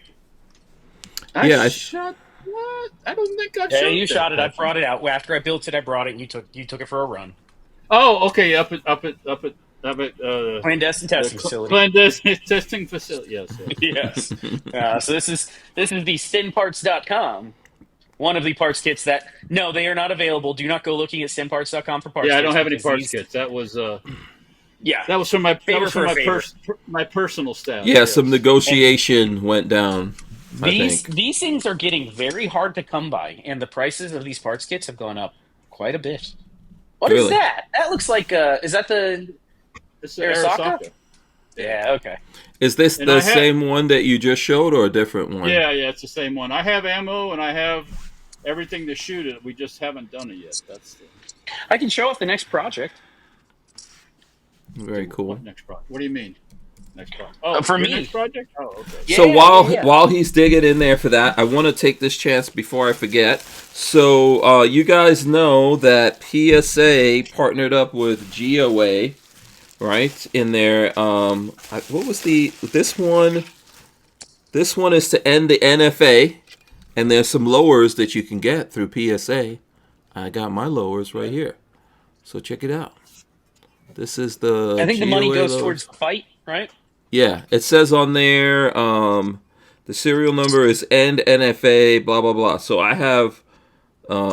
One of them is actually what do I have? 68 and 69, which is I didn't pick the number, so very cool. Just wanted to share that with you guys. That's All right, Purdy M1 Garand. let's go to M1 Grand coming up. Let's go to Patrick since he's holding. Okay. Yeah. Okay. This is what we're making next. Walter should know what this is. It's a Mark V. Yeah, it's an ugly ass Mark V. You have all the pieces then, huh? I got everything. I even got, let's see here. I even got a spike bayonet Yep. and a blade bayonet Blue for it, bayonet. which is pretty cool. So Mark Everything's in V, here. what? It's gonna Sten Sten gun. Mark V. It's, Oh, so there was a Same as Sten what we with a just looked bayonet. at. Yes. This one is. Yep. Actually, technically, they all had bayonets, but Oh, The Mark actually, II sucks, supposedly. Mark II, yeah, not the Mark III, but the Mark III bayonets, which I have one. Excuse me, Mark II bayonets, which I have one, are really? pricey. They're Mhm. $300. I didn't know you had so- one. They I have agree. like a little mechanism that like clicks Yeah. into this, and You can, the, you when can they get, moved you can get when they moved over to reproductions the for Mark those. V, they switched it over to the infield style, so it has lugs built onto the barrel, and it's like an infield where you push and turn, and then Yeah, you have clicks on. Yep, you got a pig stick around the front of your machine gun. yep. Yeah, you can get repos for the Mark II bayonets, but I had one and they're kind of shitty, to be honest with I've heard they're not great. Yeah, you. Yeah. So hold on. There's a question in here. Night Train Cleaning says, "Do you have the bayonet that goes with the Arasaka?" I do not. I've kind of been on the lookout for one, but I just haven't found one that I wanted to buy yet. So, yeah. Oh, look at that. That looks like a laser engraved. it's so Walter. Now that I've built both a Sten and the MP40, this feels like cheating because it's just too easy. Like this is so easy because it's just color by numbers. Like you just cut out what you're supposed to cut out, and then weld everything together, and it works. Yeah. I mean, it's Crazy that. Very nice. Okay, Walt. What is this? Hold This on. let was me my go to very Walt. first CMP M1 Garand that I bought, and this was a rack grade. It's a nice M1. gun. Well, it's actually not super nice as far as it's a rack grade, so you get what you get. Well, I like that But- it's rough. Ooh, yeah. But when it's got a 6-digit serial number, and when I ran the serial number, it was made in December of 1941. So I'm like, that's fucking cool. Because after Pearl Harbor, production shot up like a rocket. So, but yeah, no, this one I was gonna reparkerize it and make it all pretty, and once I found out it was December 41, I said, nah, we'll leave it. We'll leave it just like it was. So, yeah. Very nice. They're fun. They're fun to shoot. It's funny. Very first time we took the Boy Scouts out, and I had a Garand, they'd all seen them and used them on video games, right? Mm-hmm. So, and these are like 10-year, 11-year-old boys or 12, and I said, "You want to shoot the M1 Garand?" And I hand it to them and say, "That's heavy." So they go, boom! They fire a round off. He goes, "You want to shoot some more?" And he goes, "No, I'm done." Yeah. My shoulder is killing me today. I had a customer that I built he brought in a 1942 K98 and he wanted it clone correct with a Zeiss scope put on it, so it was like a period correct sniper variant. Put it together and he had trouble zeroing it, so I told him bring it back. I'll take it to the range. So I put 20 rounds of 8mm Mauser downrange today, zeroing that thing, and the meat in my shoulder is killing me from shooting 8mm Mauser. Yes. You're a pussy. Imagine those dudes who had to do that like on a regular basis. And they were not. They're probably Patrick's size. Okay, Patrick's not. Yeah, they weren't big dudes. Yeah. Not for some of them, maybe, but not. So we got another one, Walt. This is the next kit, Mark III, and it's going to be fun because this is the barrel section that I have. Once we go over there, this is my barrel section. Like, it is nicely cut. So you have to make a decision. Do you want to just My mold decision is to cut this in half and mold glue it it together. Yeah, I'm not messing with this. This is in perfect shape. And then you get the finger nub, you get the sight. Only problem is you don't have the rib down the top. Then Correct. Doesn't have a rib. What's this? This one doesn't have a rib. What's the story? Did they make them without ribs? Back up. That's somebody's project. Is this a project then? Look at the venting. That's not original venting. Yeah, the venting is uneven. The original ones only have venting on the bottom of the receiver. Yeah, okay, so maybe I shouldn't use his project. Maybe I should redo it myself and do it proper. Yeah, you'll be probably more happy with. Knowing you, you'll be more happy with it. What if it's? Yeah. I say go with the master on that one. Oh yeah, there's a Stin man here that knows all. Yeah. Follow the master. Yeah. Sensei, wax on, Sensei. wax off, wax on, wax off, Daniel-san. Motherfucker. When you get ready to grab that hot thing, you better be ready, bitch. And I got the urge. Oh Lord. The last couple days to get working on this again. Uh-oh. Jesus Christ! Good Lord. Cheese and rice. Yeah.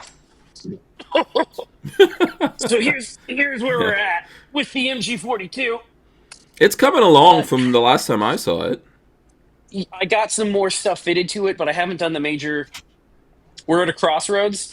The tool that I need to finish this is $1,200, or if I do some more quality posting on a certain website that deals with building firearms, they have a tool cabinet that you can just borrow from. You just have to prove that you're a good member in good standing at this current website. So instead of paying the $1,200 for the tool, I just might make sure that I'm a good standing member and borrow the tool, and all you have to do is pay shipping. Borrow the tool and then send it back after I've finished.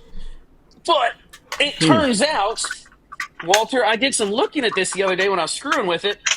Yeah. It's actually a German receiver. You guys can't see it from there, but there's actually Waffen amps right here. So this is a this is a German receiver. It's kind of going to be a Bitsa-gun because the top section is all Yugo. Right. But the receiver, the grip, and some of the other parts are German. So it's kind of a mixed match German MG42. Is this your project or for someone else? This is mine. No, this is mine. This is my cool. MG. Very nice. Walter's got one somewhere. It's a shop. But you won't know any difference when you pull that trigger and blast through 50 rounds, whether it's all. You won't care. Nobody cares. Mine that you shot last time has a Yugo feed thing on top. So yeah. Yep, and nobody cared. It worked like a hot damn. Yeah. Let me go back one more time to Patrick. This is heavy. See, that's a workout. That's the workout. And let me tell you, also, that is your barrel, by the way, Walter. So it will come back to you eventually. Oh yeah, okay, that's right. Yeah. I don't know if you even remembered to let me borrow your barrel. I haven't test fired it, so it'll come back to you someday. I don't even remember. This is definitely a Franklin Armory gun. I think this is one of those like smooth bore things. That's the Reformation. No, is it? No, I don't think it is. Was it called the Reformation? I don't think this is the Reformation, but this is something weird. Look at the markings on the side. It should tell you. I'm looking. It says HSC 15.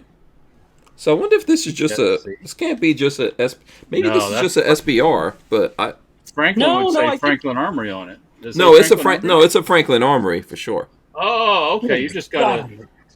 I just can't remember what this particular thing was. I remember we did a video, but I can't remember. I am not an Ubermensch, by the way. This is super heavy. What was going on with it? Whole stock. Do you know how popular that has become? What is it? Reformation?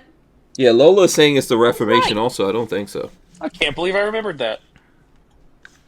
Okay, hold on. Let's see. Those thumbhole stocks have become insanely popular nowadays. These nasty things? And nobody wanted them. See, that was the opinion. That and the Tricom AKs, like the Polytechs and whatnot that had those.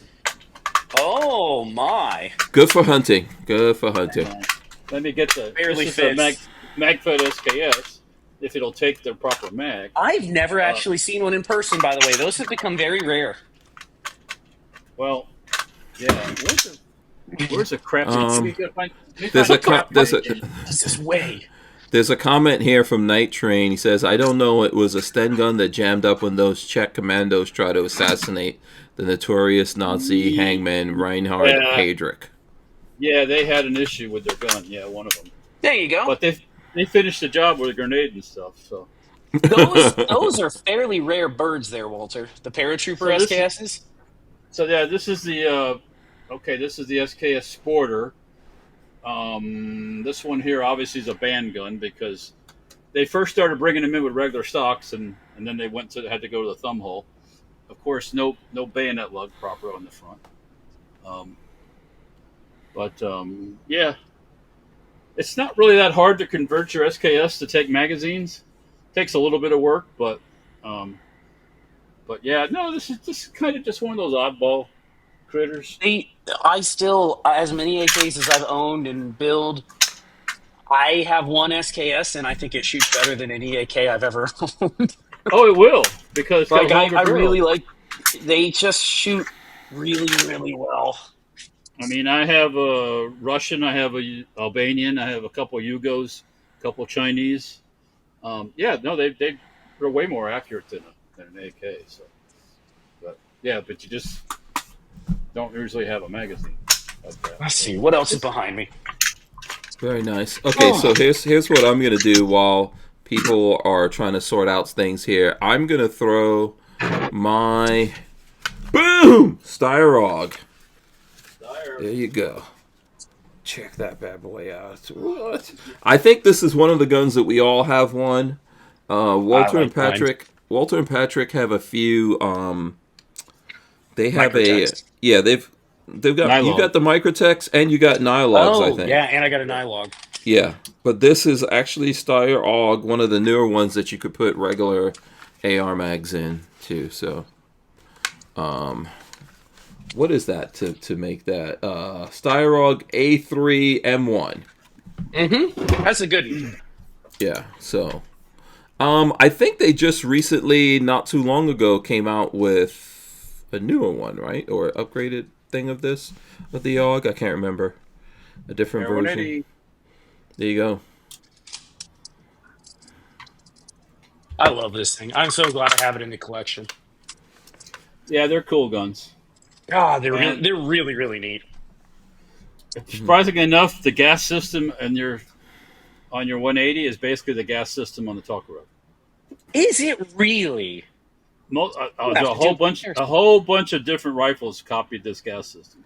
That's very interesting. I know somebody else locally with a Tokarev SVT. I'm gonna have to go see that. All right, Walt, what you got? Underfolder. This is the Hungarian one, actually. Mm-hmm. Free band. I picked this up from somebody doing some trading and swapping at Knob Creek one year. Mm-hmm. My first, when I wanted to get an AK back in the day in the 80s, I wanted the Hungarian because all the reviews were better as far as the manufacturer quality and all that. But, you know what's funny is nobody wants a Hungarian any longer. Why? Is that just easy? Everybody wants Bulgarian, Russian, or whatever else. Nobody wants Hungarian. Yeah, they're this is an FEG. So, but at the time when I wanted it back then, they was kind of out of stock, and then I ended up with the Type 56. So, yeah. So this is another one for the collection. Very good. Okay, I guess you had no freaking handguns in this safe when you actually in the one I opened up. No, there isn't any handguns in that safe. Look at that there. Hold on, let me go. No, Walter's got that stock out. You know what that stock is based on? Yeah, the MP40. Yeah. Oh, look at this! Look at the stock side by side right there. Look at that. Oh boy. Let me see. I'm not even kidding. It looks exactly the same. Yeah. No. without a doubt, Patrick, you did a bang up job on that thing. So. Yeah, he's very proud of this. He's very proud. Well, he should be. It came out well. I am. How did you finally attach the back sight? Weld. Do you want to? There's a little blobs of weld on the back and the front. That's fine. Yeah. You don't need a sight anyways, really. So. Nah. Got this though. All right, that looks familiar to me. With the mag tube on it. Hold on, Isn't Walter must have walked away from the computer. Yeah, that's the oh my god. This is my Benelli M4. Where's Benelli. Walter at? Yeah, this is the Benelli. Oh, hang on. Hold on. He'll come back. Yeah, hold on. He's here. There it is. Well, look at this, Walter. Yeah, look at. Somebody. Oh boy. Somebody makes a mag tube for this thing, and it is fantastic. Walt, are you still making these mag tubes? Oh yeah, we still have them in stock for those who want a mag tube for their Turk Nelly. Oh, very cool. Very cool. Yeah. How dare you? This is a real Benelli. They no turkey, yeah, of course. In this. Patrick, Patrick got a good deal on that thing. I remember when that happened. Yeah, Panzer arms on this one here, so which is kind of interesting because you can switch the charging handle left or right on the Panzer arms. Yeah, mine definitely does not do that. That is not a thing on the Italian Benelli. Yep. The Turk Nellies, for those that don't. Yeah, the Italians don't want you switching sides. No, it's fascist or die. They just surrendered. That's all they did. Exactly. Oh, so I went back into the. Oh Lord! I went back in the safe and pulled out the RPD. Wow. This is a Romanian RPD. RPK. RPK. Excuse me. You're right. Yeah, I had the RPD out before. This is. Wait, you have an RPD? You have you do have a semi RPD. Yeah, you were away when I brought it out. Yeah. It's here. I'll bring it. Yeah, super cool. But yeah, I bought this came from Century Arms, and they didn't cost what they cost now. I'm like crazy what they want for this stuff. Yep. It came with not the proper bipod. I finally hunted down the right bipod, and this is a Tapco flash hider on it. But aside from that, Tapco. Yeah. Another brand destroyed by the Freedom Group. Yeah. Friends don't let friends use Tapco. You know what? Tapco is a funny thing because when they first started, they were selling surplus parts, and it was like get these catalogs, and you have some redneck guy on it, like dressed up like a hillbilly with a Mosin Nagant, and then they went all then it was sold and it went all corporate, and then down the tube. So. Night Train says, excellent Gorn this evening. That's right. We got 15 seconds here. We're just pulling gun after gun. I got some going in. Well, that's because pistols. I got pistols. I had to dig into the Gorn because to get to the talker up. So I figured, you know what? I sent these guys Folks, let me tell you about U.S. Law Shield. If you're serious about your Second Amendment rights, then you need to get serious about protecting yourself legally. Use promo code HANK for 2 free months on an annual membership, plus a locked-in rate of just $10.95 per month. Remember, the fight for freedom doesn't end at the range. Arm yourself with U.S. Law Shield, and remember to use promo code HANK.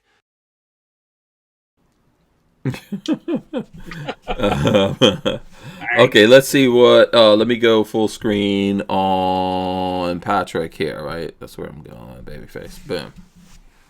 Oh, P38 time. Oh, Luga time too. I'm quickly becoming a German collector, by the way. 1942.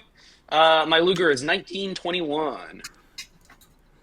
Very cool. Luger. Let me see. Put both of those up. I guess the Luger is the more sci-fi. The other one is everybody likes a Luger. The P38 shoots better than the Luger does, but everybody likes the look of a Luger. It's just classic.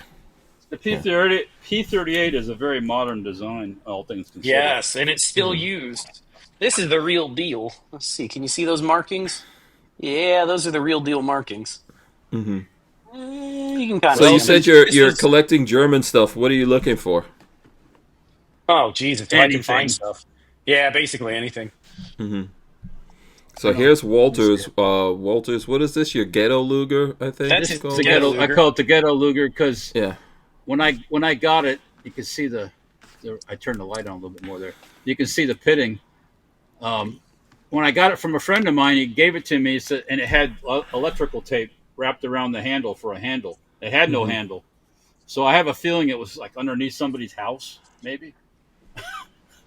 In so a I mud parked. pit on a corpse. There you go. That sounds real. It came out of a Panzer in the Russian front. Yeah, right. burning. Actually, the ones that come out of the Panzer, some of them look like brand. Belonged to a crack dealer in the 80s, more likely. Yeah, probably. Yeah. But That's between how. me and Patrick. Yeah. We brought that one back to life. That's how little Billy got his money if you didn't pay on time. We brought that one back to life, and it shoots just fine. It's just shoots ugly. fine. Rifling inside of the thing is fine. So yeah. They're really neat guns. It's one of those that I'm glad I own. I wouldn't get rid of it. It doesn't shoot. I don't shoot it very much, but I'm glad I have it. There's a lot of those out there, though, right? A lot of. There's quite a few Lugers out there. Yes, Okay. hundreds of, probably thousands of them were brought back after World War II. So, Right, and there's replicas also, or that. This one's interesting. Yeah, This one. Go ahead, Walter. No, actually, a couple American companies have made Lugers. They even made a Luger in 45 ACP. Yeah. So Yes. This one, I had ChatGPT look this up for me, and this one supposedly spent a whole lot of time in Bavaria and with some police department. This was the unit and the rack number that goes along with this pistol, so it's pretty neat. Yeah, that's how the chocolate police were putting people down. Yeah. It's from Bavaria. Yeah, it was from Bavaria. You ever heard of Bavaria beer chocolate? Police, Hank, the beer police. Oh, the beer? I thought Bavaria had Bavarian beer. Bavarian beer. They didn't have chocolate. They had chocolate beer. Oh, they took that from the Swiss. Chocolate Police is like the African company or something? Or what? Okay. What else do we want to see? Anything? Okay, Walt's pulling out HK stuff now. This is HK, technically an HK 90. It's a 223 version, actually. So the full auto version with HK 33. This particular one happens to be a Century Arms gun, so it's a C93. Okay. This one, mine runs all right. Some of them had issues. Of course, it was made by Century Arms, so there's a good chance it has issues. But this one runs okay. It always has. The only bad part about it is I try to put my like a real HK stock on the back of the receiver. It don't fit. I don't think Century Arms did the final squeezing of the receiver to do the final fit. But this one's cool. It runs fine. So, How long have you had that? Every once. Probably 15 plus years. Probably, maybe a little longer. I don't remember. It's been a while. Okay, probably picked it up on sale. Somebody probably had it on sale one day, and I bought it. So. Oh, okay. Yeah. There you go. Let's see. Babyface looks like he went. Oh, got the ACR. Bushmaster. By the way, I believe next week we have Bushmaster on the show. Well, that's cool. We should be having Bushmaster on the show. Oh, here we go. I've never dug this deep into safes for anybody. We can't really tell you guys why they're coming on the show, but it'll be something cool, and you can. It's another RPK. This is the Ugo. Yes. Yeah. And I want you to see how I put it together. You're going to make everybody angry, aren't you? Don't squeal too loud. It's all welded together. Oh no! You Patrick, savage! When these RPK kits were for sale, I think I bought this from Centerfire. They were like $125, $140. They're like $1,200 now with no barrel. With the factory with the original barrel. So I picked up a receiver, and guess what? This is a Nodak spud receiver too. Yep, and just weld it back up because who cares? Weld it back together. And excuse me. Look, I used some rivets down here. Look at that. Just a couple, just to pacify people. But no, I mean, this thing runs fine. I haven't shot it in years, but I should pull out the Romanian one and this one and have a shoot off. See which one shoots better. But yeah, Very cool. These things. Yeah, I've got a couple of these barrels, these fluted barrels. I want to make the used ones. I want to make a Kyber Pass gun, Kyber Pass AK. Yes. With the, All right. That's your Remington Model 19 81, Model 8. Oh, okay. Cool. This is what killed. I love how Patrick got all involved in this now. Patrick is in. He's committed. I had to come downstairs. It's too hard to bring everything up and down and up and down. I know, but the part where you were like, "Fuck this, I'm going downstairs." Yeah, this is way easier. Now, this is my Model 81. This is cool because it's both. Yeah, that's it. Two of these killed Bonnie and Clyde, along with a Colt monitor and something else. BAR. They had a freaking BAR, didn't they? I thought it was a monitor. I thought it was a Colt, not a BAR. Oh, okay. Let's basically the same thing. It was the Colt monitor, which is the Colt version of the BAR. That's all it was. But yeah, this fits a couple of different in my collection because one, it's a John Browning gun, and I like John Browning designs. But two, I wonder where the safety for the AK may have come from. The idea, yeah. No wondering. Yeah. So this is a really cool gun. This doesn't come out very often. I don't pull it out of Don't get me started, Patrick. Don't get me started. All right, so okay, well, as we keep digging deeper, we're gonna find things that Walter probably forgot he had. This is a nice, very nice. An Egyptian Mahdi. Let me tell you. Tell me. That the money in that thing with its original stock and everything, people pay extra to have that retarded stock that nobody wanted back in the day. Well, a lot of people cut these off and made them normal. Yup. I kind of did with one of them too, but I picked this up from somebody at a gun show, and originally when these guns came in, Steyr imported them actually from Egypt, and they had all the original parts, and that was one of the early AKs that was imported actually. So that has a Steyr marking on it. This one's not. This was imported by Pars International in Louisville, Kentucky. Okay. So, but the first ones were Steyr imports. Cool. And but this is all made on Russian machinery in Egypt. So, it's about as close as you're going to get to a real Russian gun without having a Russian gun. So. Yeah, that is cool. I think we did a video on it. I don't remember. I'm a laminated wood guy. I love laminated stocks and stuff. So me too. Russian laminated wood is the best. So this is pop. Yeah, it's another one for the collection. So very nice. I think I've dug deep enough. Well, let's see what else we got. We got my five.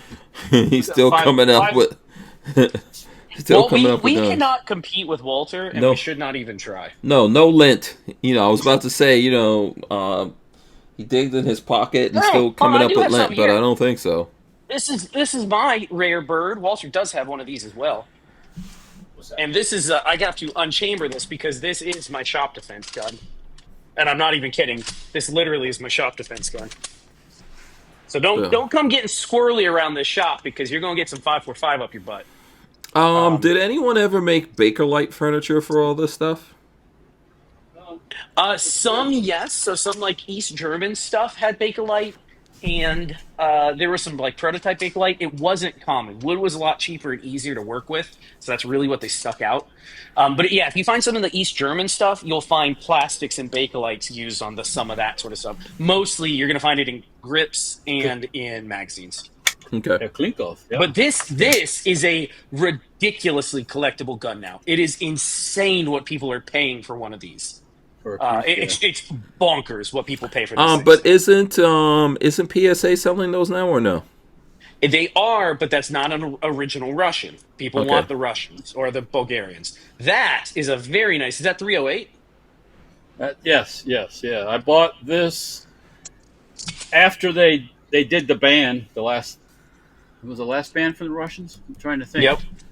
And it took a while for them to go out of stock, but I went ahead and pulled the trigger on the 308 Sega, and It's another collectible one. It's a Vepr, yeah.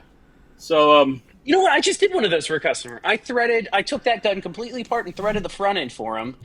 I think, is that one? this looks like it has it's welded and pinned. Yeah, you Or might just be able pinned, to put a can on there. That's pretty cool, though. Those are pretty rare now. Yeah. I was surprised though how long it took for them to go out of stock after they said they weren't going to import them anymore. They were around for a while. It wasn't like in a panic buy time or anything. So, but yeah, I mean, it would be cool to convert it, but it's kind of cool. Leave it like it is. Yeah, it's neat in its current state. Yeah, as the value goes up, it's I guess I'm starting to get more like you guys. The value goes up, you might as well just Leave it alone. Yeah, if you want to mess with it, Hank get just got something a whole else. bunch of cool guns, and not a single one is near him. Well, yeah. Well, I've shown those a bunch. You're talking about Your 80s guns. yeah, you're talking about that. But yeah, I've shown those a bunch. That's why I didn't they're not too far from me right now, but I figured I'll show some other stuff. But, you know, obviously there's no way beating Walter pulling stuff out of the safe he forgot about. Well, That's not the safe, that's the Stargate. Yeah, tonight. there you go. Tonight you had an exclusive video. Right. Now, what I have to Look do into the Stargate. when we stop this, I got to throw all this fucking crap back away. Oh, that's fine. You don't have to put it back. You could just send some over my way. Yeah, but it's a very delicate situation, stacking them all in there just right. So You need another safe. You need some cages. You need a armory. You need a room that is just a walk-in armory where everything's across the walls and right, that's right, what I dreamed about one day. Yeah, take Peggy's workshop. Peggy doesn't need her workshop. Just take that over. You can't interrupt the force. You don't No. interrupt the force. Not worth it. Not worth Because it. if I interrupt her force, she'll interrupt my force. And That's right. Mhm. Yeah. not good. So That's not good for the chakras. Yeah, very nice, very I don't nice. think there's anything else sitting around here. That I Yeah, have to while show you off. guys I think I are got thinking most on that, let's get back to Brandon Herrera a little bit, since Yes, we, you know, yes. We'll that's just make an announcement. that's Also, I one got of one the- too. Check this out. oh, You hold can on. keep going. I'm just showing this off. Hold on, no, I can show it to you. I can show it to the folks out there. This isn't mine. This is one I just built for a customer. It's not finished Oh. yet, but this is a Romanian RPK. So Oh, since okay, Walter was cool. showing off all his RPKs. yeah, no, that's Very cool. nice. Yeah, Very nice. No, they're yeah. So what I was going to show, Brandon Herrera, you guys, I mean, most of the people out there know Brandon Herrera, the Don't AK, fucking wait, he's 29. I thought he was as AK old as that- I was. AK, the AK guy. Is that what it says here? 1995? Jesus Christ. Holy jeez. I thought he was like 33 or 4. 1995, I didn't even meet Lola yet. I was about to meet Lola in November of 1995. I was about to meet Lola in a couple of months. Wow. So anyway, he's on Wikipedia, but you can look him up. Republican. Let's see. Let's go back here to this. And he does obviously have a YouTube channel, but there is a Brandon Herrera for Congress page that you could share. You could donate money and all that kind of good stuff. You can, see what he's up to. For example, it's got his vision in here, communicate, all that kind of good stuff. And we got to help him actually take this one for the Second Amendment. So, the last time he came pretty close. He was a contender. Yeah. He was a contender last time. So I think he announced this at Goals at GOA. What happened to the AK-50? Have we? He just on a video the other day of it. Some sort of production update. It looked good. Yeah, But he I did a didn't video go the watch other that. day, and he was shooting it, and everything was running, and they said it still got some tweaks to do, but yeah. He might be saving that for when he runs for president. I did just post. If anybody wants to go thumbs up my post, Rep Tony Gonzalez. I did just post on his latest post saying, "I am so excited to cyberbully you again." Is this on Twitter On X? It's on Twitter. Yeah, this is the guy he's running against. All right, so we got to go pull that up on Twitter probably and see. And then if you guys are looking, Patrick is he is Babyface P. Something like that. Yeah, is that me? Face. Baby cowboy. He should be Babyface P. Let me There we see. go. I gotta. You found it? Yep, Babyface P. Boom. That's me. There you go. So it's under your replies, I guess. I don't know how that works, but I did just send something. Yeah, and I also said something rude to somebody else the other day, which will probably get censored. Oh There it yeah, is. right here, Oh, Tony keep going. Gonzalez. Scroll down. Keep going. There it is. Here, I'll hit it with a thumbs up. Thank you. Let the meme wars begin. That's exactly right. Oh, all that work just to get this thing out of the safe. Yeah. But it refreshed my memory about things I have, and we do need to shoot this though. I need to shoot this some more. Yeah, absolutely. By the way, I've only shot like Go 3 ahead. rounds through my other friend's gun. It's really neat though. yeah. By the way, if you guys want my thing is Hank Strange Babyface is it at Babyface P? Real Babyface P. Yeah. So that's where like I post when we're putting up the show, and then I meme war and go against like Ford, for example. This is my thing I put up for Ford. You know, so Ford announced their new Model T like initiative today. And I put on there, yeah, for Ford, we're gonna copy what Tesla did 10 years ago, 2 years from now. You know, so that's their plan. I think they're gonna put like $5 billion. They've got a couple of plants that are going up in Kentucky. So, you know, listen, it's a good thing, but they're a little late to the game, but better late than never, I guess. Why Yeah, not just build good cars at affordable prices for people? Yeah, it's impossible, Walter. We can't do that. Well, I think that's what they're saying is this stuff that they're doing is for making EVs. But the way they were making EVs before, which is what messed them up a little bit, is that they were building an EV like an ICE car. So they were taking something they developed to be internal combustion engine, and then converting it to be EV, which is just more expensive, heavier, all of that. So now they're going to go to a simpler plan for building, which is what Tesla's been doing for a while. So, you know, they're going to do giga stamps. Like, you know, today I think Patrick shared the... Walter did. Was that Walter? Okay, Walter shared the Toyota Tundra factory in Texas, and I think we were all looking at it. That video was very interesting to watch. Yeah. The mechanics of the assembly line is more interesting to me than the building the cars, because Yeah. I think just the timing of everything to meet up at the same place and get assembled for that car and the order and Toyota perfected that way back when. well, Yeah, just on time manufacturing. The whole assembly line thing is something that has evolved over the last 100 so years. So. It's neat watching assembly lines for things that are interesting like cars and guns. Watching assembly lines happen is really cool. Like seeing the things go down and getting built and fixed is pretty neat. Yeah, I think so. I think that's and you know when they say you can't do it here, I think you can do it here. There's some things in the way. Ford's going to have in the way the unions and that kind of thing. You can. It could be done. You might have to bust some unions a little bit, you know. You have to make things that people want to. I agree with that. And you have to make them at the prices that people want. And they can afford. Yeah. Yep. You know, and people don't want, you know, I think back in the days, people used to build these things. So every year, a few years, people were buying new cars. I don't think people really want to do that anymore. People want something. Well, you can't when it costs. You can't. No, you can't do it. And you want it to be quality. Like what I would say about Toyota, for example, what Toyota's building, it's always in the top resale. So used, Toyota always has high values from what they're building. There's a guy on Instagram that posts videos. He works as what's it called? The guy that helps people get finance manager at some Mercedes-Benz dealership. He's pretty popular. He's gotten pretty big.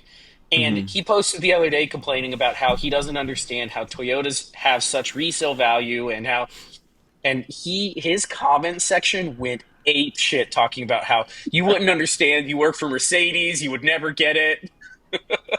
But yeah, the Toyota people if I had to buy a regular combustion vehicle, I would probably get some kind of Toyota. They do hold their values very well. His complaint was that it's almost more economically. It makes more economical sense to go and just buy a new Toyota, whatever, a new Camry or Corolla, than it is to try to find a secondhand one with 25,000 miles for like $1,000 off. He's like, the numbers make no sense. You should just go buy a new one. Don't buy a used one. I would agree with that, but the value of them, like, you know, our son just sold his Corolla and got a lot of money off of Corolla. So crazy. Yeah, he got big money. I think he could have done even better. He could have. He got like 17 grand for his Corolla, but he could have probably gotten. That was at CarMax. He could have probably, if he didn't go to CarMax, he would have probably gotten like 20. That's crazy. So I think they have good prices.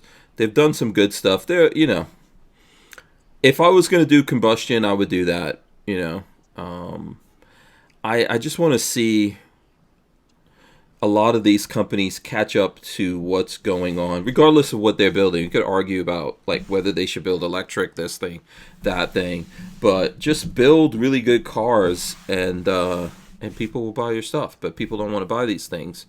Yes, like Walter's saying, I think in that video we were looking at a Sequoia, and I went and looked up they were building Sequoias and Tundras, 90 grand. Yeah, there's no way. I mean, no. Right now, the sales don't. No, I bought purposely. It doesn't matter how good the car is. If it's too much money, people can't afford it. Yeah.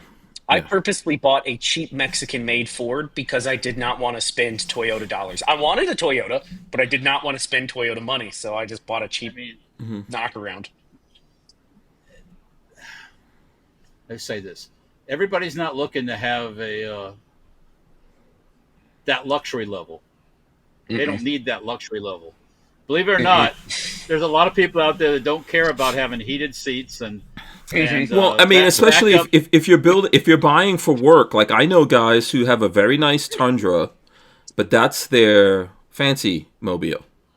You know what I mean? Yeah, that's their fancy car. That's not for work. That's not. They go out there and do construction jobs and beat it up. You know, if they want a Tundra, they have another Tundra, but it. You know, they didn't spend 90 or 100 grand on it.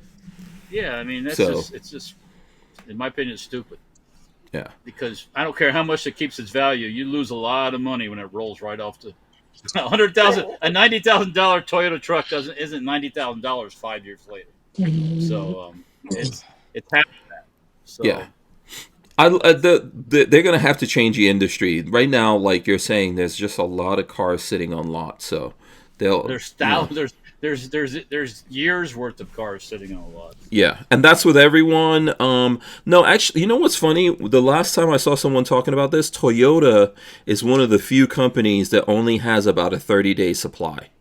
So a lot of Toyotas are moving. At like 60 to 90. Yeah, or way over 90 days. And when you hit 90 days, you're now the dealership is now paying for that car. Just because of how they, you know, what they call floor plans for these vehicles, which is how the dealership finances it coming in. When they go over a certain time, now they're paying for that car that's sitting there, so they're more motivated to move that car and sell it to you. So, yeah, it really depends what you're, like for our older son that's living in LA, that's what we've been pretty much advising him to get is a Toyota. You know. And he's leaning towards a hybrid. I don't really know if he needs a hybrid, but yeah. So if you're gonna get a hybrid, Toyota kind of pioneered that. So go ahead, Walt. You're good. We always gotta look at maintenance costs, and if things break, and things can break, it'll cost more with a hybrid than it will with a regular old. Yeah, because it's like you have a TV and you have a DVD player built into it. Yeah, so, it's gonna cost me. Yeah, I would just go like a regular Toyota. The one my son had, the Corolla, is pretty good. Keep it simple. Yeah. Let me see. There's one last comment. Night Train says, I mentioned very early on when Brandon announced his candidacy on the stage at Goals, the audience went bonkers. So there you go. Yeah, he seems to. We've had him on once, and he's always seemed pretty genuine. Yeah, great guy. I've known Brandon for a while. Awesome, lovely dude. He's actually pretty cool. So we're gonna have to fire this from the shoulder. Yeah. I might see if I can get him to come on sometime during his campaign, but I have a feeling this one is going to be very high profile, and we're going to have a tough time getting him to come on. I think so too. We might have to work on that, but regardless of all that, we got to help in whatever ways we can, like his stuff, share it, throw some bucks his way for the campaign. Tony Gonzalez. Yeah, there you go. Or thumbs up or like anyone's thing that does that, and that'll help float it up. It does that, yeah. You can come find me. I love commenting. I love stirring the pot. It's one of my favorite things to do. Yeah. C. Bullis says, my Ford was built in India. So there you go. Ford built in India. Whether you are in Congress or you are a FSU tax attorney, I will love to cyberbully you one way or the other. Yes. There you go. All right, I don't know if there's... Oh, let me get these guys to... since we're wrapping up here tonight, we're almost out of here. Let me get these guys to tell you how you can support them, follow them on social media, all that kind of good stuff. Let's start with Babyface P. Go for it, Patrick. Chrome, Vandium, Arms. If you are looking to get some work done, send it my way. Walter just knocked a whole bunch of stuff over. Just broke something. If you're looking to get some... Don't break my guns, Walter! Send it my way. I'd be happy to take a look at it. I have some space for some stuff, but it's getting real busy real quick. So if you want something done, give me a call or send me an email, and I will get working on it. And if you want to help fund this project, you could always donate, because I need some cash money, and we can make this thing run. And then if you're ever local, I can take you out shooting. Just letting you know. Where's your donation thing for that? You just gotta send you some cash? I don't have one because I don't necessarily e-beg, but I guess I should. I don't know. Mm-hmm. If you want to get this thing done and running, so if people give you money, you're gonna pay for the bullets and everything? We'll pay for the creation. We'll pay for the creation of the rifle. You may have to supply your own ammunition.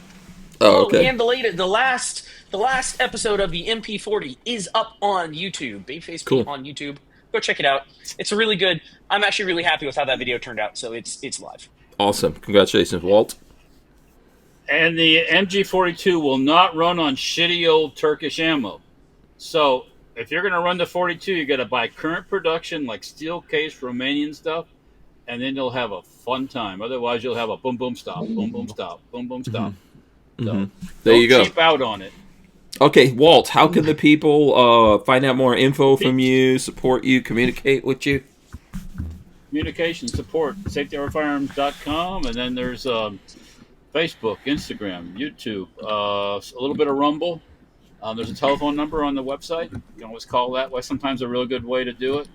Then there's stem parts. Yeah, come. Oh, by the way, 50 caliber uppers are in stock. So if you're looking for a 50 caliber upper, do not hesitate. Come on, see us. We can take care of that. But cool. Yeah, stem parts, stemparts.com. There's Facebook, Instagram on that too. You can. But the best way is the telephone. And then Dirtfoot Racing and the mini bike stuff. I'm getting a bunch of parts tomorrow to put an engine together. So there will be some more media content from Dirtfoot Racing. So. Oh, very nice, very nice. All right, so yeah. That's it. Big thanks to everyone out there hanging out with us.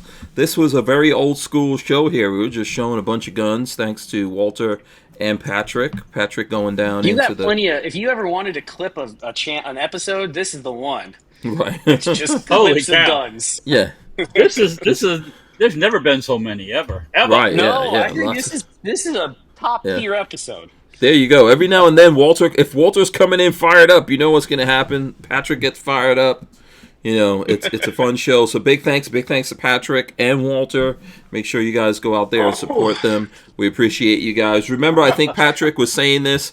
We're not going to be on Player anymore. So if you're subscribed or whatever over there, and even if you have content there, you might want to pull it off. What I would say is, listen, those guys helped us out back in the days when we didn't have any other alternatives. Show me these things. So, Walter Duncan nuts on us right now. But big thanks down to the wire, baby. Yeah. big thanks to those guys from Utreon/Player for the time when, we were able to lean on them. It's kind of sad they weren't able to make a run of it.